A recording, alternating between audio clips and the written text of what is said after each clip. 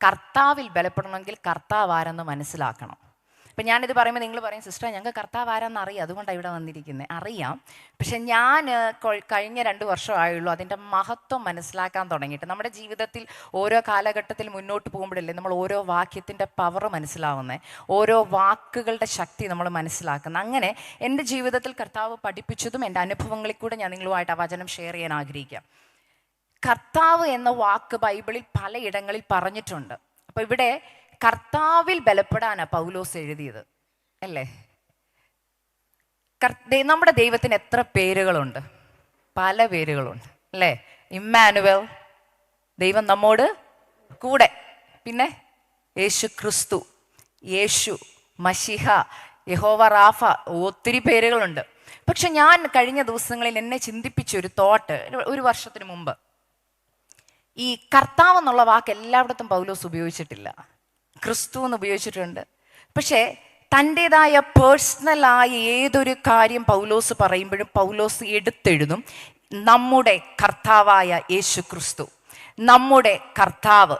അപ്പം ഞാൻ ആ വാക്യം പിന്നെ ഇരുന്ന് പഠിച്ചപ്പോൾ മനസ്സിലായി, കർത്താവ് എന്നുള്ള വാക്കിന് ഭയങ്കര ശക്തിയുണ്ട്. ഇന്ന് ഞാൻ പ്രസംഗിക്കാൻ പോകുന്ന അതാ, കർത്താവിൽ ബലപ്പെടണമെങ്കിൽ കർത്താവ് ആരാന്ന് മനസ്സിലാക്കണം. ഹല്ലേലൂയ. ഈ കർത്താവ് എന്നുള്ള വാക്കിൻ്റെ അർത്ഥം നിങ്ങൾക്കൊക്കെ മനസ്സിലാവും. എന്തുവാ? കർത്തൃത്വം നടത്തുന്നവൻ. ഞാൻ ഇതിനെക്കുറിച്ചൊരു മെസ്സേജ് പറഞ്ഞിട്ടുണ്ട് യൂട്യൂബിൽ. എങ്കിലും ഈ വചനം എന്നോട് പറഞ്ഞപ്പോൾ പരിശുദ്ധാത്മാവ് വ്യക്തമായിട്ട് എന്നോട് പറഞ്ഞു, ഈ ദിവസങ്ങളിൽ പലപ്പോഴും നമ്മുടെ ജീവിതത്തിൽ നമ്മൾ ക്രിസ്തീയ ജീവിതം മുന്നോട്ട് നയിക്കുമ്പോൾ പലപ്പോഴും പലർക്കും കർത്താവിൻ്റെ വാക്കിൻ്റെ അർത്ഥം പോലും അറിയാതെ കർത്താവേ കർത്താവേ കർത്താവേ എന്ന് വിളിക്കുന്നവരുണ്ട്. അതുകൊണ്ട് കർത്താവ് ആരെന്ന് മനസ്സിലാക്കിയാൽ ബലപ്പെടാൻ എളുപ്പമാണ്. ഓക്കെ, അതുകൊണ്ട് നമുക്ക് നോക്കി, നമുക്ക് എല്ലാവർക്കും അറിയാവുന്ന ഒരു വാക്യം ഞാൻ പെട്ടെന്ന് നിങ്ങൾക്കൊന്ന് വായിച്ച് കേൾപ്പിക്കാം. റോമാലേഖനം 10:9 വാക്യം ഇങ്ങനെയാണ് പറയുന്നത്: യേശുവിനെ കർത്താവെന്ന് വാഗൊണ്ട് ഏറ്റുപറയുകയും ദൈവം അവനെ മരിച്ചവരിൽ നിന്ന് ഉയർപ്പിച്ചു എന്ന് ഹൃദയം കൊണ്ട് വിശ്വസിക്കുകയും ചെയ്താൽ നീ രക്ഷിക്കപ്പെടും. അങ്ങനെ രക്ഷിക്കപ്പെട്ടവരൊക്കെ ഒന്ന് കരമുയർത്തി ദൈവത്തെ സ്തുതിച്ചേ. ഹല്ലേലൂയ. ഞാനിത് ഒത്തിരി സന്തോഷമുണ്ട്, ഇത്രയും പേര് രക്ഷിക്കപ്പെട്ടവർ എൻ്റെ മുമ്പിൽ ഇരിക്കുന്നത്. എന്നാൽ ഞാൻ നിങ്ങളോടൊരു ക്വസ്റ്റ്യൻ ചോദിച്ചാൽ നിങ്ങളെല്ലാവരും ഒരു ഉത്തരം പറയണം. നമ്മൾക്ക് രക്ഷിക്കപ്പെടണമെങ്കിൽ എന്തിൽ നിന്നാണ് നമ്മൾ രക്ഷിക്കപ്പെട്ടത്? പാപത്തിൽ നിന്നല്ലേ? അപ്പോൾ ഈ വാക്യത്തിൻ്റെ 2ാമത്തെ ഭാഗം നമുക്ക് പോരെ? നമുക്കൊരു രക്ഷിതാവിനെ പോരെ? നമുക്കൊരു രക്ഷിതാവിനെ പോരെ? പക്ഷെ ഈ വാക്യത്തെ 2ആയിട്ട് വിഭാഗിച്ചാൽ ആദ്യം എഴുതിയിരിക്കുക, യേശുവിനെ കർത്താവെന്ന് വാഗൊണ്ട് ഏറ്റു പറഞ്ഞിട്ട് നീ ഹൃദയത്തിൽ വിശ്വസിക്കണം, ഞാൻ നിന്റെ പാപത്തിന് വേണ്ടി ആ മരിച്ചടക്കപ്പെട്ട് ഉയർത്തെഴുന്നേറ്റെന്ന്. സിമ്പിളായിട്ട് പറഞ്ഞു തന്നാൽ, കർത്തൃത്വം കൊടുത്തു കഴിഞ്ഞാലേ രക്ഷിതാവിൻ്റെ പൊസിഷനിലേക്ക് കർത്താവിന് വരാൻ പറ്റത്തുള്ളൂ. ഇനി ഇതിലും സിമ്പിളായിട്ട് പറഞ്ഞു തന്നാൽ, നിങ്ങളൊക്കെ ഹോസ്പിറ്റലിൽ 1 വട്ടമെങ്കിലും പോയവരായിരിക്കും, ഓപ്പറേഷൻ തിയേറ്ററിലൊക്കെ പോയവരുണ്ടെങ്കിൽ നിങ്ങളെ കൊണ്ട് ഡോക്ടേഴ്സ് ഒരു കാര്യം സൈൻ ചെയ്യിപ്പിക്കും, കൺസെൻറ്റ് ഫോം, അല്ലേ? അങ്ങനെയൊക്കെ സൈൻ ചെയ്തവരതിനകത്തിരിപ്പില്ലേ? ഈ കൺസെൻറ്റ് ഫോം എന്തിനാ സൈൻ ചെയ്യിപ്പിക്കുന്നത്? പുള്ളിക്ക് പണി അറിയാത്തതുകൊണ്ടാണോ? ആണോ? അല്ല. ഡോക്ടറിന് പണി അറിയാം, ഡോക്ടറിന് സർജറി ചെയ്യാനും അറിയാം. പക്ഷെ ഡോക്ടർ ഒരു കാര്യം ആദ്യം പറയാം, എനിക്ക് എൻ്റെ പണി എന്ത് ചെയ്യണമെന്നറിയാം, പക്ഷെ ആദ്യം ഞാൻ ഈ ചെയ്യുന്ന പ്രൊസീജിയർ ഉത്തരവാദിത്തോടെ ചെയ്യാമെന്ന് എനിക്ക് ഉറപ്പുള്ളിടത്തോളം കാലം നിന്റെ ഒരു ഉറപ്പും കൂടെ എനിക്ക് തരണം. നീ നിന്നെ തന്നെ വിധേയപ്പെടുത്തി തരികയാ, മുഴുവൻ കർത്തൃത്വം ഈ പ്രൊസീജിയറിനെ നീ എനിക്ക് എഴുതി തരണം, എന്നാലേ ഞാൻ നിന്റെ ദേഹത്ത് കത്തിവെക്കത്തുള്ളൂ. മനസ്സിലായില്ലെന്ന് തോന്നുന്നു. കൺസെന്റ് ഒപ്പുവെക്കാതെ ഒരു സർജനും സർജറി ചെയ്യത്തില്ല. സർജൻ സർജറി ചെയ്യുന്നത് എന്തിനാ? ജീവൻ രക്ഷിക്കാനാ, അല്ലേ? ആദ്യം കൺസെന്റ് ഒപ്പ് ചെയ്ത് നമ്മൾ കൺസെന്റ് കൊടുത്തു കഴിയുമ്പോഴേ അദ്ദേഹത്തിന് രക്ഷകന്റെ റോളിലേക്ക് വരാൻ പറ്റത്തുള്ളൂ. സർജറി കഴിഞ്ഞു കഴിഞ്ഞാൽ രക്ഷകനാവുന്നു. അപ്പോഴല്ലേ ചിലർ ഓടിച്ചെന്ന് പറഞ്ഞു, അയ്യോ ഡോക്ടറാണ് എൻ്റെ മോൻ്റെ ജീവൻ രക്ഷിച്ചത്. അപ്പൊ രക്ഷിക്കുന്ന ആളെ നമ്മൾ എന്തോ വിളിക്കുന്നത്? രക്ഷിതാവ്, അല്ലേ? ഇപ്പം ഇത് തന്നെ കർത്താവ് പറയുന്നത്. കർത്താവിന് ഒരു കാര്യം ആദ്യമേ അറിയാം. നമ്മൾ രക്ഷിക്കപ്പെടുമ്പോൾ കർത്താവ് പറയാം, ആദ്യം നീ പറയേണ്ടത് എന്താണെന്നറിയോ? കർത്താവേ, യേശുവേ, അങ്ങൻ്റെ കർത്താവാ. അത് പറഞ്ഞിട്ട് ഞാൻ ആരാവാം? നിന്റെ പാപത്തിൽ നിന്ന് രക്ഷിച്ച രക്ഷിതാവാകാം. മനസ്സിലാവുന്നുണ്ടെന്ന് വിശ്വസിക്കുന്നു. ഈ വാക്യത്തിന് 2 പാർട്ടുണ്ട്. കർത്തൃത്വം തന്നു കഴിഞ്ഞാലേ കർത്താവിന് നമ്മുടെ ജീവിതത്തിൽ അതോറിറ്റി ഉള്ളൂ. കർത്തൃത്വം എന്നാണ് അതിൻ്റെ അർത്ഥം. എൻ്റെ ജീവിതത്തിൻ്റെ എല്ലാ കാര്യത്തിൻ്റെയും കർത്തൃത്വം നടത്തുന്നവനേ കർത്താവ് എന്നുള്ള വാക്കിൻ്റെ അർത്ഥം. അതുകൊണ്ടാണ് പറഞ്ഞ യേശുവിനെ നീ ഇമ്മാനുവലായിട്ടല്ല ഹൃദയത്തിൽ സ്വീകരിക്കേണ്ടത്. എങ്ങനെയാ? കർത്താവായിട്ട്. ആ വാക്ക് എടുത്തെഴുതിയേക്ക പൗലോസ്. കാരണം ഞാനിത് പറയാൻ കാരണം, എനിക്കറിയാം ഇവിടെ വിശിഷ്ട ദേവദാസന്മാരൊക്കെ ഉണ്ട്. എന്നെ കർത്താവ് പഠിപ്പിച്ച ഒരു ഭാഗം എൻ്റെ ജീവിതത്തിലെ കഷ്ടതയുടെ നടുവിൽ ഒരു ദിവസം കർത്താവ് എന്നോട് ചോദിച്ചു, നീ എന്നെ കർത്താവെന്ന് ഹൃദയത്തിൽ സ്വീകരിച്ച ആളാണോ? ഞാൻ പറഞ്ഞു സ്വീകരിച്ചതാ. പക്ഷെ സത്യം പറഞ്ഞാൽ ഞാൻ വാക്കാലെ പറഞ്ഞിട്ടുള്ളായിരുന്നു. നമുക്കും അങ്ങനെ കർത്താവ് ഇതിനെക്കുറിച്ച് പറയുന്നുണ്ട്. എന്നെ കർത്താവേ കർത്താവേ എന്ന് വിളിക്കുന്ന ഏവനുമല്ല എൻ്റെ പിതാവിൻ്റെ ഇഷ്ടം ചെയ്യണം. അതായത് ഹൃദയത്തിൽ നിന്ന് വിളിക്കണം, അർത്ഥം അറിഞ്ഞ് വിളിക്കണം. നിങ്ങളൊക്കെ ഓരോരുത്തരും നിങ്ങളുടെ വീട്ടിൽ നിങ്ങൾ പ്രാർത്ഥിക്കുമ്പോൾ നിങ്ങളുടെ മക്കളോട് പറയണം, ഞാൻ എൻ്റെ പ്രാർത്ഥനയിൽ എത്ര വട്ടം കർത്താവേ കർത്താവേ എന്നുള്ള വാക്ക് പറയുന്നുണ്ടെന്നൊന്ന് എണ്ണാൻ പറഞ്ഞാൽ മക്കൾ പറയും, മമ്മി ഇത്ര വട്ടം മമ്മി പറഞ്ഞെന്ന്. പക്ഷെ ഈ പറയുന്ന വാക്കിൻ്റെ അർത്ഥം മനസ്സിലാക്കിയാണോ നമ്മൾ പറയുന്നത്? നമ്മൾ ഓർക്കുന്ന യേശുവിൻ്റെ ഒരു പേര് അല്ലേ, കർത്താവ് എന്ന് പറഞ്ഞില്ലേ ഞാൻ ക്രിസ്തു എന്ന് പറയാം അല്ലേ, എന്ത് വേണേലും പറയാം. പക്ഷെ അല്ല, കർത്താവെന്ന് വിളിക്കുന്നുണ്ടെങ്കിൽ അതിൻ്റെ അർത്ഥം മനസ്സിലാക്കി വിളിക്കണം. ഇന്ന് രാവിലെ സമയം പരിശുദ്ധാത്മാ വ്യക്തമായിട്ട് പറയാം, കർത്താവിൽ ബലപ്പെടാൻ എടുത്ത് പൗലോസ് അവിടെ പറയണമെങ്കിൽ പൗലോസിനറിയാം കർത്താവ് ആരാണെന്ന്. പൗലോസ് പറയാം, ഒടുവിൽ കർത്താവിൽ ബലപ്പെടണമെന്ന് പറയുന്നതിൻ്റെ അർത്ഥം ഇതാ, നിന്റെ ജീവിതത്തിൻ്റെ കർത്തൃത്വം നടത്തുന്നവനിൽ നീ ബലപ്പെടണം. ഹല്ലേലൂയ. എത്ര പേർക്ക് മനസ്സിലാവുന്നുണ്ട്? കർത്തൃത്വം നടത്തുക എന്ന് പറഞ്ഞാൽ എൻ്റെ ജീവിതത്തിൻ്റെ ഹല്ലേലൂയ രക്ഷിക്കപ്പെടുന്ന ആ സമയം തൊട്ട് അവസാന ശ്വാസം വലിക്കുന്നിടം വരെ എൻ്റെ ജീവിതത്തിൻ്റെ മുഴുവൻ മേഖലയുടെയും കർത്തൃത്വം ഞാൻ കർത്താവിന് കൊടുക്കുവാന്ന് അതിൻ്റെ അർത്ഥം. പക്ഷെ സത്യസന്ധമായിട്ട് ഞാൻ നിങ്ങളോട് എല്ലാവരോടും ഒരു ക്വസ്റ്റ്യൻ ചോദിക്കട്ടെ, നിങ്ങളുടെ കർത്തൃത്വം ഇന്നും ആരാ ചെയ്യുന്നത്? യേശു വന്ന് പറയല്ലേ. ഞാനൊരു കാര്യം ഉറപ്പ് പറയട്ടെ, കർത്തൃത്വം യേശുവിന് വിട്ടുകൊടുത്തവർക്ക് ടെൻഷൻ കാണത്തില്ല. തുറന്ന് ഞാൻ പറയുക, അവരുടെ മുഖം എപ്പോഴും എങ്ങനെ ഇരിക്കും? ചിരിച്ചുകൊണ്ടിരിക്കും. കാരണം എന്നാന്നറിയോ, എനിക്ക് അടുത്ത നിമിഷത്തിൽ എന്താ നടക്കുന്നതെന്ന് അറിയത്തില്ല, പക്ഷെ കർത്തൃത്വം നടത്തുന്നവന്റെ കരത്തിന് പിടിച്ചുകൊണ്ട് എനിക്ക് ടെൻഷൻ അടിക്കേണ്ട കാര്യമില്ലെന്ന്. ചുരുക്കി പറഞ്ഞാൽ കൂടുതൽ സഹോദരിമാരായതുകൊണ്ട് ഞാൻ പറയാം, ഞാൻ പറയുന്ന തെറ്റാണെങ്കിൽ നിങ്ങൾ എന്നെ തിരുത്തുക. പക്ഷെ എന്നാലും ഞാൻ എൻ്റെ ഒരു ബുദ്ധിയിൽ പറയുന്ന ഒരു കാര്യമാണ്, ഈ കർത്താവ് എന്നുള്ള വാക്കിൽ നിന്ന് ഭർത്താവ് എന്നുള്ള വാക്ക് വന്നേ. കർത്തൃത്വം നടത്തുന്നവൻ. ഈ എന്നെയൊക്കെ കല്യാണം കഴിപ്പിച്ചു വിടുമ്പോൾ എനിക്ക് ഓർമ്മയുണ്ട്, എൻ്റെ മമ്മി പറഞ്ഞത്, നാളെ തൊട്ട് നീ അല്ല നിൻ്റെ ജീവിതത്തിൻ്റെ തീരുമാനമൊക്കെ എടുക്കുന്നു. നാളെ എന്ത് ചെയ്താലും ആരോട് ചോദിച്ചാൽ ചെയ്യാവുള്ളൂ. ശരിക്കും ചോദിക്കട്ടെ, കല്യാണം കഴിഞ്ഞ സമയം തൊട്ട് പിന്നെ നമ്മുടെ എല്ലാ കാര്യവും ഡിസൈഡ് ചെയ്യുന്ന ആരാ? പണ്ട് വീട്ടിൽ പോകാമായിരുന്നു, ഇപ്പം പോകാൻ പറ്റുമോ? ആരോട് അനുവാദം ചോദിക്കണം? പറ. ഭർത്താവിനോട്, അച്ഛാ ഞാൻ പൊക്കോട്ടെ, അച്ഛൻ പോകണ്ടെന്ന് പറഞ്ഞാൽ പോകാൻ പറ്റത്തില്ല. ഏത് കാര്യത്തിനും ആരോട് അനുവാദം ചോദിക്കണം? ഭർത്താവിനോട് ചോദിക്കണം. എന്തുകൊണ്ടാണ് ഈ ഭർത്താവിനോട് ചോദിക്കുന്നത്? കാരണം പുള്ളിയെ കർത്തൃത്വം നടത്തുന്ന വീടിൻ്റെ അല്ലേ, വീടിൻ്റെ കർത്തൃത്വം നടത്തുന്നത് ഭർത്താവായതുകൊണ്ടും എൻ്റെ കർത്തൃത്വം ആർക്കാ? ഭർത്താവിനാ. അതുകൊണ്ട് എൻ്റെ ഡിസിഷൻ ആരാ എടുക്കുന്നേ? ഭർത്താവാ എടുക്കുന്നേ. അപ്പൊ കർത്തൃത്വം നടത്തുന്നയാളെ കർത്താവെന്ന് നമ്മൾ വിളിക്കുന്നുണ്ടെങ്കിൽ നമ്മുടെ ലോക ജീവിതത്തിൽ നമ്മുടെ ഭർത്താക്കന്മാരെ നമ്മുടെ കർത്തൃത്വം നടത്തുന്ന ആളാ. അതുകൊണ്ടാ പൗലോസ് പറഞ്ഞ, ഭാര്യമാരെ ഭർത്താക്കന്മാർക്ക് കീഴടങ്ങിയിരിപ്പീനും. അപ്പൊ കീഴടങ്ങാത്തത് എന്തുകൊണ്ടാണെന്നറിയോ? കർത്തൃത്വം കൊടുക്കാത്തത് കൊണ്ടാണ്. മനസ്സിലായെന്ന് വിശ്വസിക്കുന്നു. അപ്പൊ ഇതേ കാര്യം ആത്മീയ ജീവിതത്തിലൂടെ ഒന്ന് വന്നേ. നമ്മുടെ കർത്തൃത്വം ശരിക്കും ആരാ തീരുമാനിക്കുന്നത്? കർത്തൃത്വം എന്ന് പറയുമ്പോൾ നിങ്ങൾക്ക് ഒരു വാക്കൂടെ പറഞ്ഞിട്ട് ഞാൻ അതിൻ്റെ വിശദാംശത്തിലേക്ക് കടക്കാം. നിങ്ങളൊക്കെ വീട് മേടിക്കുകയോ അല്ലെങ്കിൽ താമസിച്ച് എവിടെയെങ്കിലും വീട് മേടിക്കുക അല്ലെങ്കിൽ റെന്റിന് എടുക്കുവാന്നിരിക്കട്ടെ.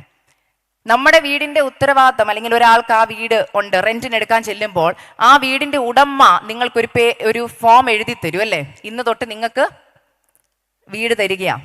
ശരിക്കും ആ വീടിൻ്റെ ഉത്തരവാദി ആരാ? അതിൻ്റെ ഓണർഷിപ്പ് ആ വ്യക്തിയാ. പക്ഷെ നമ്മൾക്ക് ആ ഫോം എഴുതി കഴിഞ്ഞ തൊട്ട് പിന്നെ ആ വീടിൻ്റെ ഉത്തരവാദിത്തം ആർക്കായി മാറുക? നമുക്കായി മാറുക. ഞാനൊരു കാര്യം ചോദിക്കട്ടെ, ആ വ്യക്തി ആ വീട് അദ്ദേഹത്തിൻ്റെ ഇഷ്ടത്തിനായിരിക്കും അറേഞ്ച് ചെയ്തിട്ടേക്കുന്നല്ലേ. പക്ഷെ നമ്മൾ പിന്നെ ആ കർത്തൃത്വം ഏറ്റെടുത്ത് കഴിഞ്ഞാൽ പിന്നെ നമ്മൾ എന്ത് ചെയ്യും? അകം പുറം മാറ്റും, ഇല്ലേ? മാറ്റുവോ? അപ്പൊ കർത്തൃത്വം യേശുവിന് കൊടുത്തിട്ടുണ്ടെങ്കിൽ, യേശു ക്രിസ്തു ഉള്ളി വന്നിട്ടുണ്ടെങ്കിൽ അകം പുറം മാറും. കർത്തൃത്വം കൊടുക്കാത്തവരെ നമുക്ക് കണ്ടാൽ അറിയാം. അവരേത് കാര്യം പറഞ്ഞാലും പറയും ഞാനൊന്ന് ചിന്തിക്കട്ടെ. മനസ്സിലായോ? പക്ഷെ കർത്തൃത്വം കൊടുക്കുന്നവർ പറയുന്ന വാക്കിന്റെ അർത്ഥമുണ്ട്, ഞാൻ പ്രാർത്ഥിക്കട്ടെ, കർത്താവ് പറയുന്നത് പോലെ ചെയ്യാന്ന് പറയും. അവരുടനെ അടി തീരുമാനം എടുക്കത്തില്ല. മനസ്സിലായെന്ന് വിശ്വസിക്കുന്നു. അവരെടുത്ത് ചാടി തീരുമാനം എടുക്കത്തില്ല. കല്യാണത്തിന് എടുത്ത് ചാടി തീരുമാനം എടുക്കത്തില്ല. ജോലിക്ക് എടുത്ത് ചാടി തീരുമാനം എടുക്കത്തില്ല. പുറത്തെവിടെയെങ്കിലും പോകാൻ ഒരു ചാൻസ് കിട്ടിയ എടുത്ത് ചാടി തീരുമാനം എടുക്കത്തില്ല. മിനിസ്ട്രിയിൽ എല്ലായിടത്തും വിളിച്ചാൽ എല്ലായിടത്തും ചാടി കയറി പോകത്തില്ല. അതിനു മുമ്പ് എന്ത് ചെയ്യും? പ്രാർത്ഥിച്ചിട്ട്, ആലോചന ചോദിച്ചിട്ട്, പെർമിഷൻ എടുത്തിട്ടേ ചെയ്യത്തുള്ളൂ. എന്തുകൊണ്ടെന്ന് ചോദിച്ചാൽ, എൻ്റെ ജീവിതത്തിന്റെ കർത്തൃത്വം രക്ഷിക്കപ്പെട്ട ദിവസം ഞാൻ കർത്താവിന് എഴുതി കൊടുത്തു. ഇനി എൻ്റെ ജീവിതത്തെ എനിക്കൊരു ഡിസിഷനും എടുക്കാൻ പറ്റത്തില്ല. ഞാനിത് പറയാൻ കാരണം, ഞാൻ പല കുഞ്ഞുങ്ങളും അല്ലെങ്കിൽ യുവജനങ്ങളുമായിട്ട് പല ദൈവദാസിമാരൊക്കെ എന്നെ വിളിക്കാറുണ്ട്, അല്ലെങ്കിൽ പലൊരു മെസ്സേജൊക്കെ കേട്ട് വിളിക്കുമ്പം ഞാൻ അവരോട് ആദ്യം ഈ ചോദ്യം ചോദിക്കും, നിങ്ങൾ രക്ഷിക്കപ്പെട്ടവരാണോ എന്ന് ചോദിക്കുമ്പോൾ അവർ രക്ഷിക്കപ്പെട്ടത്. എങ്ങനെ രക്ഷിക്കപ്പെട്ടെന്ന് ചോദിക്കുമ്പോൾ മിക്കവരും പറയുന്നൊരു വാക്കാണ്, കർത്താവേ ഞാൻ പാപിയാ, എൻ്റെ പാപത്തിനു വേണ്ടി അങ്ങ് മരിച്ചു, ഇന്ന് മുതൽ അങ്ങ് എൻ്റെ രക്ഷിതാവായി എൻ്റെ ഉള്ളിൽ വരണം. ഞാൻ പറഞ്ഞു അവിടെയാ കുഴപ്പം. കാരണം അവർക്കാരെ മതി? രക്ഷിതാവിനെ മതി. അപ്പൊ ഞാൻ ചോദിച്ചു, നിങ്ങൾ കർത്താവിനെ, യേശുവിനെ കർത്താവെന്ന് ഭാഗം ഡേറ്റ് പറഞ്ഞോ? അയ്യോ അത് ഞാൻ പറഞ്ഞില്ല. പറഞ്ഞവരോട് ഞാൻ ചോദിച്ചിട്ടുണ്ട്, അതിന്റെ അർത്ഥം മനസ്സിലാക്കിയാണോ പറഞ്ഞേ? ഇല്ല, വെറുതെ പറഞ്ഞതാ. പക്ഷെ കർത്തൃത്വം മനസ്സിലാക്കി കൊടുക്കണം. എന്ന് വെച്ചാൽ, നിങ്ങൾ രക്ഷിക്കപ്പെട്ട ആ ദിവസം ഇല്ലേ, നിങ്ങളിത് പോലും അറിയാതെ നിങ്ങൾ പറഞ്ഞൊരു വാക്കുണ്ട്, യേശുവേ ഇന്ന് ഈ സെക്കൻഡ് തൊട്ട് ഞാനായിരുന്നു എൻ്റെ ജീവിതത്തിന്റെ എല്ലാ ഡൈമെൻഷൻസും തീരുമാനിച്ചുകൊണ്ടിരുന്നത്. എൻ്റെ എല്ലാ തീരുമാനങ്ങളും ഞാനാ എടുത്തുകൊണ്ടിരുന്നത്. ഇന്ന് ഞാൻ ആ കസാരയെന്ന് മാറുക. ഇന്ന് അങ്ങ് ഇവിടെ വന്നിരിക്കും. ഞാൻ എവിടെ പോകണം, ഞാൻ എന്ത് ചെയ്യണം, എൻ്റെ ഭാവി എല്ലാത്തിൻ്റെയും കർത്തൃത്വം അങ്ങ് ഏറ്റെടുക്കുന്നത് നമ്മൾ പറഞ്ഞ് നമ്മൾ ആ സ്ഥാനത്തു നിന്ന് ഒഴിഞ്ഞു. ഇന്ന് ഒഴിയാത്തവരുടെ ജീവിതം കണ്ടാൽ നമുക്ക് വ്യക്തമായിട്ടറിയാം. അവരുടെ വാക്കിൽ എപ്പോഴും ഒരു ഞാൻ കയറി വരും. ഞാൻ പണിത വീട്, ഞാൻ അധ്വാനിച്ചു, എൻ്റെ കൊച്ചിനെ ഞാൻ കെട്ടിച്ചു. ഈ ഞാൻ കയറി വരുമ്പോൾ ഓർത്തോണം, കർത്തൃത്വം ഇന്നും ആരുടെ കയ്യിലാ? അപ്പൊ കർത്താവ് പറയും തന്നെ ചെയ്തോളാൻ പറയും. ചിലർ എൻ്റെ അടുക്ക് പറയും, സിസ്റ്റർ വർഷങ്ങളായി പ്രാർത്ഥിച്ചിട്ട് മറുപടിയൊന്നും ഇല്ലെന്ന്. പ്രശ്നം കൂടുക. അപ്പൊ ഈ പറഞ്ഞു വരുന്നവരോട് ഞാൻ ചോദിക്കാറുണ്ട്, നിങ്ങളുടെ എല്ലാത്തിൻ്റെ, ഇപ്പൊ സാമ്പത്തിക ബുദ്ധിമുട്ടാണ്, ഞാൻ ചോദിക്കാം ആർക്കാ കർത്തൃത്വം സാമ്പത്തികത്തിന്റെ? അത് ഞാൻ തന്നെ ഡിസൈഡ് ചെയ്യുന്നത്. സാലറി കിട്ടിക്കഴിയുമ്പോൾ എന്ത് ചെയ്യും? ഞാൻ ഡിസൈഡ് ചെയ്യും എങ്ങനെ ചെലവാക്കണമെന്ന്. ഞാനിതൊക്കെ പറയുന്നത് എൻ്റെ അനുഭവത്തിൽ നിന്നാണ് കേട്ടോ. എൻ്റെ ജീവിതത്തിലെ അനുഭവത്തിൽ നിന്നാണ് ഞാൻ ഇവിടെ നിന്ന് പ്രസംഗിക്കുന്നത്. എൻ്റെ ജീവിതത്തിൽ എന്ന് ഞാൻ ഈ തിരിച്ചറിവ് വന്നോ, എൻ്റെ കർത്തൃത്വം കർത്താവിനാണ്, എല്ലാ മേഖലയിലും കർത്തൃത്വം കർത്താവാന്ന് മനസ്സിലാക്കി കൊടുത്തു കഴിഞ്ഞപ്പോൾ ജീവിതത്തിൽ വലിയ മാറ്റങ്ങൾ എൻ്റെ ജീവിതത്തിൽ വരാൻ തുടങ്ങി. പ്രാർത്ഥിച്ചിട്ട് കിട്ടാത്ത മറുപടികൾ എൻ്റെ ലൈഫിൽ വെളിപ്പെടാൻ തുടങ്ങി. ശത്രു തടഞ്ഞു വെച്ച മേഖലകളിൽ നിന്ന് ശത്രുവിനെ ഓടിച്ച് ദൈവം എനിക്ക് മറുപടികൾ എൻ്റെ കരങ്ങളിൽ കൊണ്ട് തരാൻ തുടങ്ങി. ഒറ്റ കാര്യ പരിശുദ്ധാത്മാ പറഞ്ഞുള്ളൂ, അക്സാ നിന്റെ പിടിവാശി നിർത്തിയിട്ട് കർത്തൃത്വം എനിക്ക് വിട്ടുതാ. ഹല്ലേലൂയ. ഇന്ന് പരിശുദ്ധാത്മാവ് ചിലരോട് പറയുക, നീ ഇന്നും നിന്റെ കുടുംബത്തിന്റെ കർത്തൃത്വം കർത്താവിനെ വിട്ടുകൊടുത്തിട്ടില്ല, തലമുറയുടെ കർത്തൃത്വം വിട്ടുകൊടുത്തിട്ടില്ല, നിന്റെ ശരീരത്തിന്റെ കർത്തൃത്വം പോലും കർത്താവിന് വിട്ടുകൊടുത്തിട്ടില്ല. ശരിക്കും നിങ്ങൾ തന്നെ ഒന്ന് ചിന്തിച്ചു നോക്കിയാൽ വിട്ടുകൊടുത്തിട്ടുണ്ടോന്ന്? ഉണ്ടോന്ന് പറ. ഇങ്ങനെ ഞാൻ വചനം ഇങ്ങനെ പഠിച്ചപ്പം അങ്ങനെ കൊടുത്തവരുടെ കുറച്ച് കാര്യങ്ങളിലേക്ക് ഞാൻ നിങ്ങളെ ഒന്ന് കൊണ്ടുപോവാം. ആ കർത്തൃത്വം കൊടുത്തു കഴിഞ്ഞാൽ ബലപ്പെടാൻ എളുപ്പം. ഇപ്പൊ ഞാൻ നിങ്ങളോട് പറയാം, ഇപ്പൊ ഒരു ആന്റി ആരെങ്കിലും നിങ്ങൾ എൻ്റെ അടുത്ത് പറയാം, സിസ്റ്റർ ഞാൻ ഭയങ്കര സാമ്പത്തികമായിട്ട് ബുദ്ധിമുട്ടില്ല, കോടിക്കണക്കിന് രൂപ എനിക്ക് കടമുണ്ടെന്ന് പറയുക. ഞാൻ പറയാം വിഷമിക്കണ്ട, ഞാനില്ലേ കൂടെ എന്ന് പറഞ്ഞാൽ നിങ്ങൾ വിഷമം മാറി പോവും. ഇവിടുന്ന് പോവും. അങ്ങനെ പോകുന്ന എത്ര പേരുണ്ട് ഇവിടെ? ഞാൻ പറയുക ഒരു ടെൻഷനും വേണ്ട, ബി സ്ട്രോങ്, ഞാനല്ലേ കൂടെ. നിങ്ങളിൽ എത്ര പേര് പോവും സന്തോഷത്തോടെ? അയ്യോ അക്സസ് സിസ്റ്റർ എൻ്റെ കാര്യം ഏറ്റെടുത്തിട്ടുണ്ട്, പോവോ? പിന്നെ ഇപ്പൊ ഞാൻ പറയും എന്നിൽ ബലപ്പെട്, ബി സ്ട്രോങ്, ഞാനുണ്ട് എന്ന് പറഞ്ഞാൽ എന്നിൽ ബലപ്പെട്ട് നിങ്ങൾ ആരെങ്കിലും പോവോ? പോകും. എപ്പോഴാന്ന് പറയട്ടെ, ചിലപ്പം സിസി ആൻറ്റിയോട് ചോദിക്കും, എത്ര ഏക്കറിന്റെ സ്ഥലമുണ്ട്, എത്ര രൂപ ആ കൊച്ചിന് ബാലൻസ് ഉണ്ട്, ആ കൊച്ചിന് വല്ല ജോലി ഉണ്ടോ ഇല്ലേ, എന്നെ ഒന്ന് നിങ്ങളെന്ന് അന്വേഷിക്കത്തില്ലേ? അപ്പൊ സിസി ആൻറ്റി പറയും, അയ്യോ ബില്യനെയറാ, കോടിക്കണക്കിന് സ്വത്ത്, ഇഷ്ടം പോലെ ബാങ്ക് ബാലൻസ് ഉണ്ട്. അപ്പോൾ ഒരു ചെറിയൊരു സന്തോഷം നിങ്ങളുടെ ഉള്ളിൽ വരും. വെറുതെ അല്ല ആ കൊച്ച് പറഞ്ഞത്, വല്ലോം ചെയ്യുമായിരിക്കും. ഇല്ലേ? നമ്മളൊക്കെ അങ്ങനെ ഒത്തിരി പേരിൽ വിശ്വാസം അർപ്പിച്ചിട്ടില്ലേ? പക്ഷെ ലാസ്റ്റ് എന്താ സംഭവിച്ചേ? ഏതെങ്കിലും കോടീശ്വരരെ രക്ഷിക്കാൻ വന്നോ? പക്ഷേ അങ്ങനെ ഒരാളാണോ ഇവിടെ പറഞ്ഞേ കർത്താവിൽ ബലപ്പെടാൻ? ആണോ പറഞ്ഞേ? അങ്ങനെ ആരെങ്കിലും ആണോ പറഞ്ഞേ കർത്താവിൽ ബലപ്പെടാൻ? പക്ഷെ പൗലോസ് പറയാ കർത്താവിൽ ബലപ്പെടാൻ പറഞ്ഞെങ്കിൽ പൗലോസ് പറയുന്നതിന്റെ ഉറപ്പെന്നറിയോ? സകലത്തെയും ഒരു വാക്കുകൊണ്ടുള്ള വാക്യവൻ എൻ്റെ ദൈവം. ആ ദൈവത്തിൽ കർത്തൃത്വം കൊടുത്തവനിൽ നിങ്ങൾ ബലപ്പെടാനാ കർത്താവ് പറയുന്നത്. പൗലോസ് നമ്മളെ ഉത്ബോധിപ്പിക്കുന്നത് ആ കർത്താവിൽ ബലപ്പെടുന്നവർക്ക് ജീവിതത്തിൽ ഏതു പ്രതിസന്ധി വന്നാലും ചഞ്ചലിക്കാതെ നിൽക്കാൻ പറ്റും. അതുകൊണ്ടാണ് ഞാൻ പറഞ്ഞത്, ബലപ്പെടണമെങ്കിൽ ആരിൽ ബലപ്പെടുന്നു എന്ന് നമ്മൾ അറിയണം. ആരിൽ ബലപ്പെടുന്നു എന്ന് അറിഞ്ഞാലേ അടുത്ത ചുവട് എടുത്തു വെക്കാൻ പറ്റത്തുള്ളൂ. ഇന്ന് ബലമില്ലാതെ ഇവിടെ വന്നിരിക്കുന്നെങ്കിൽ കർത്താവ് പറയുക, മോളെ നിന്റെ കർത്തൃത്വം എനിക്ക് താ. ഇതുവരെ തന്നിട്ടില്ല, തന്നുവെന്ന് വാഗൊണ്ട് പറഞ്ഞതേ ഉള്ളൂ. പക്ഷെ അത് ഹൃദയത്തിൽ നിന്ന് വന്ന ഒരു പ്രാർത്ഥനയല്ല. അതുകൊണ്ടാണ് കർത്താവ് പറഞ്ഞു, എന്നെ കർത്താവേ കർത്താവേ ഞങ്ങൾ അത് ചെയ്തു, കർത്താവേ ഞങ്ങൾ ഇത് ചെയ്തു എന്ന് പറഞ്ഞ അവസാന നാളുകളിൽ ഒത്തിരി പേര് വരുമെന്ന്. ഇല്ലേ?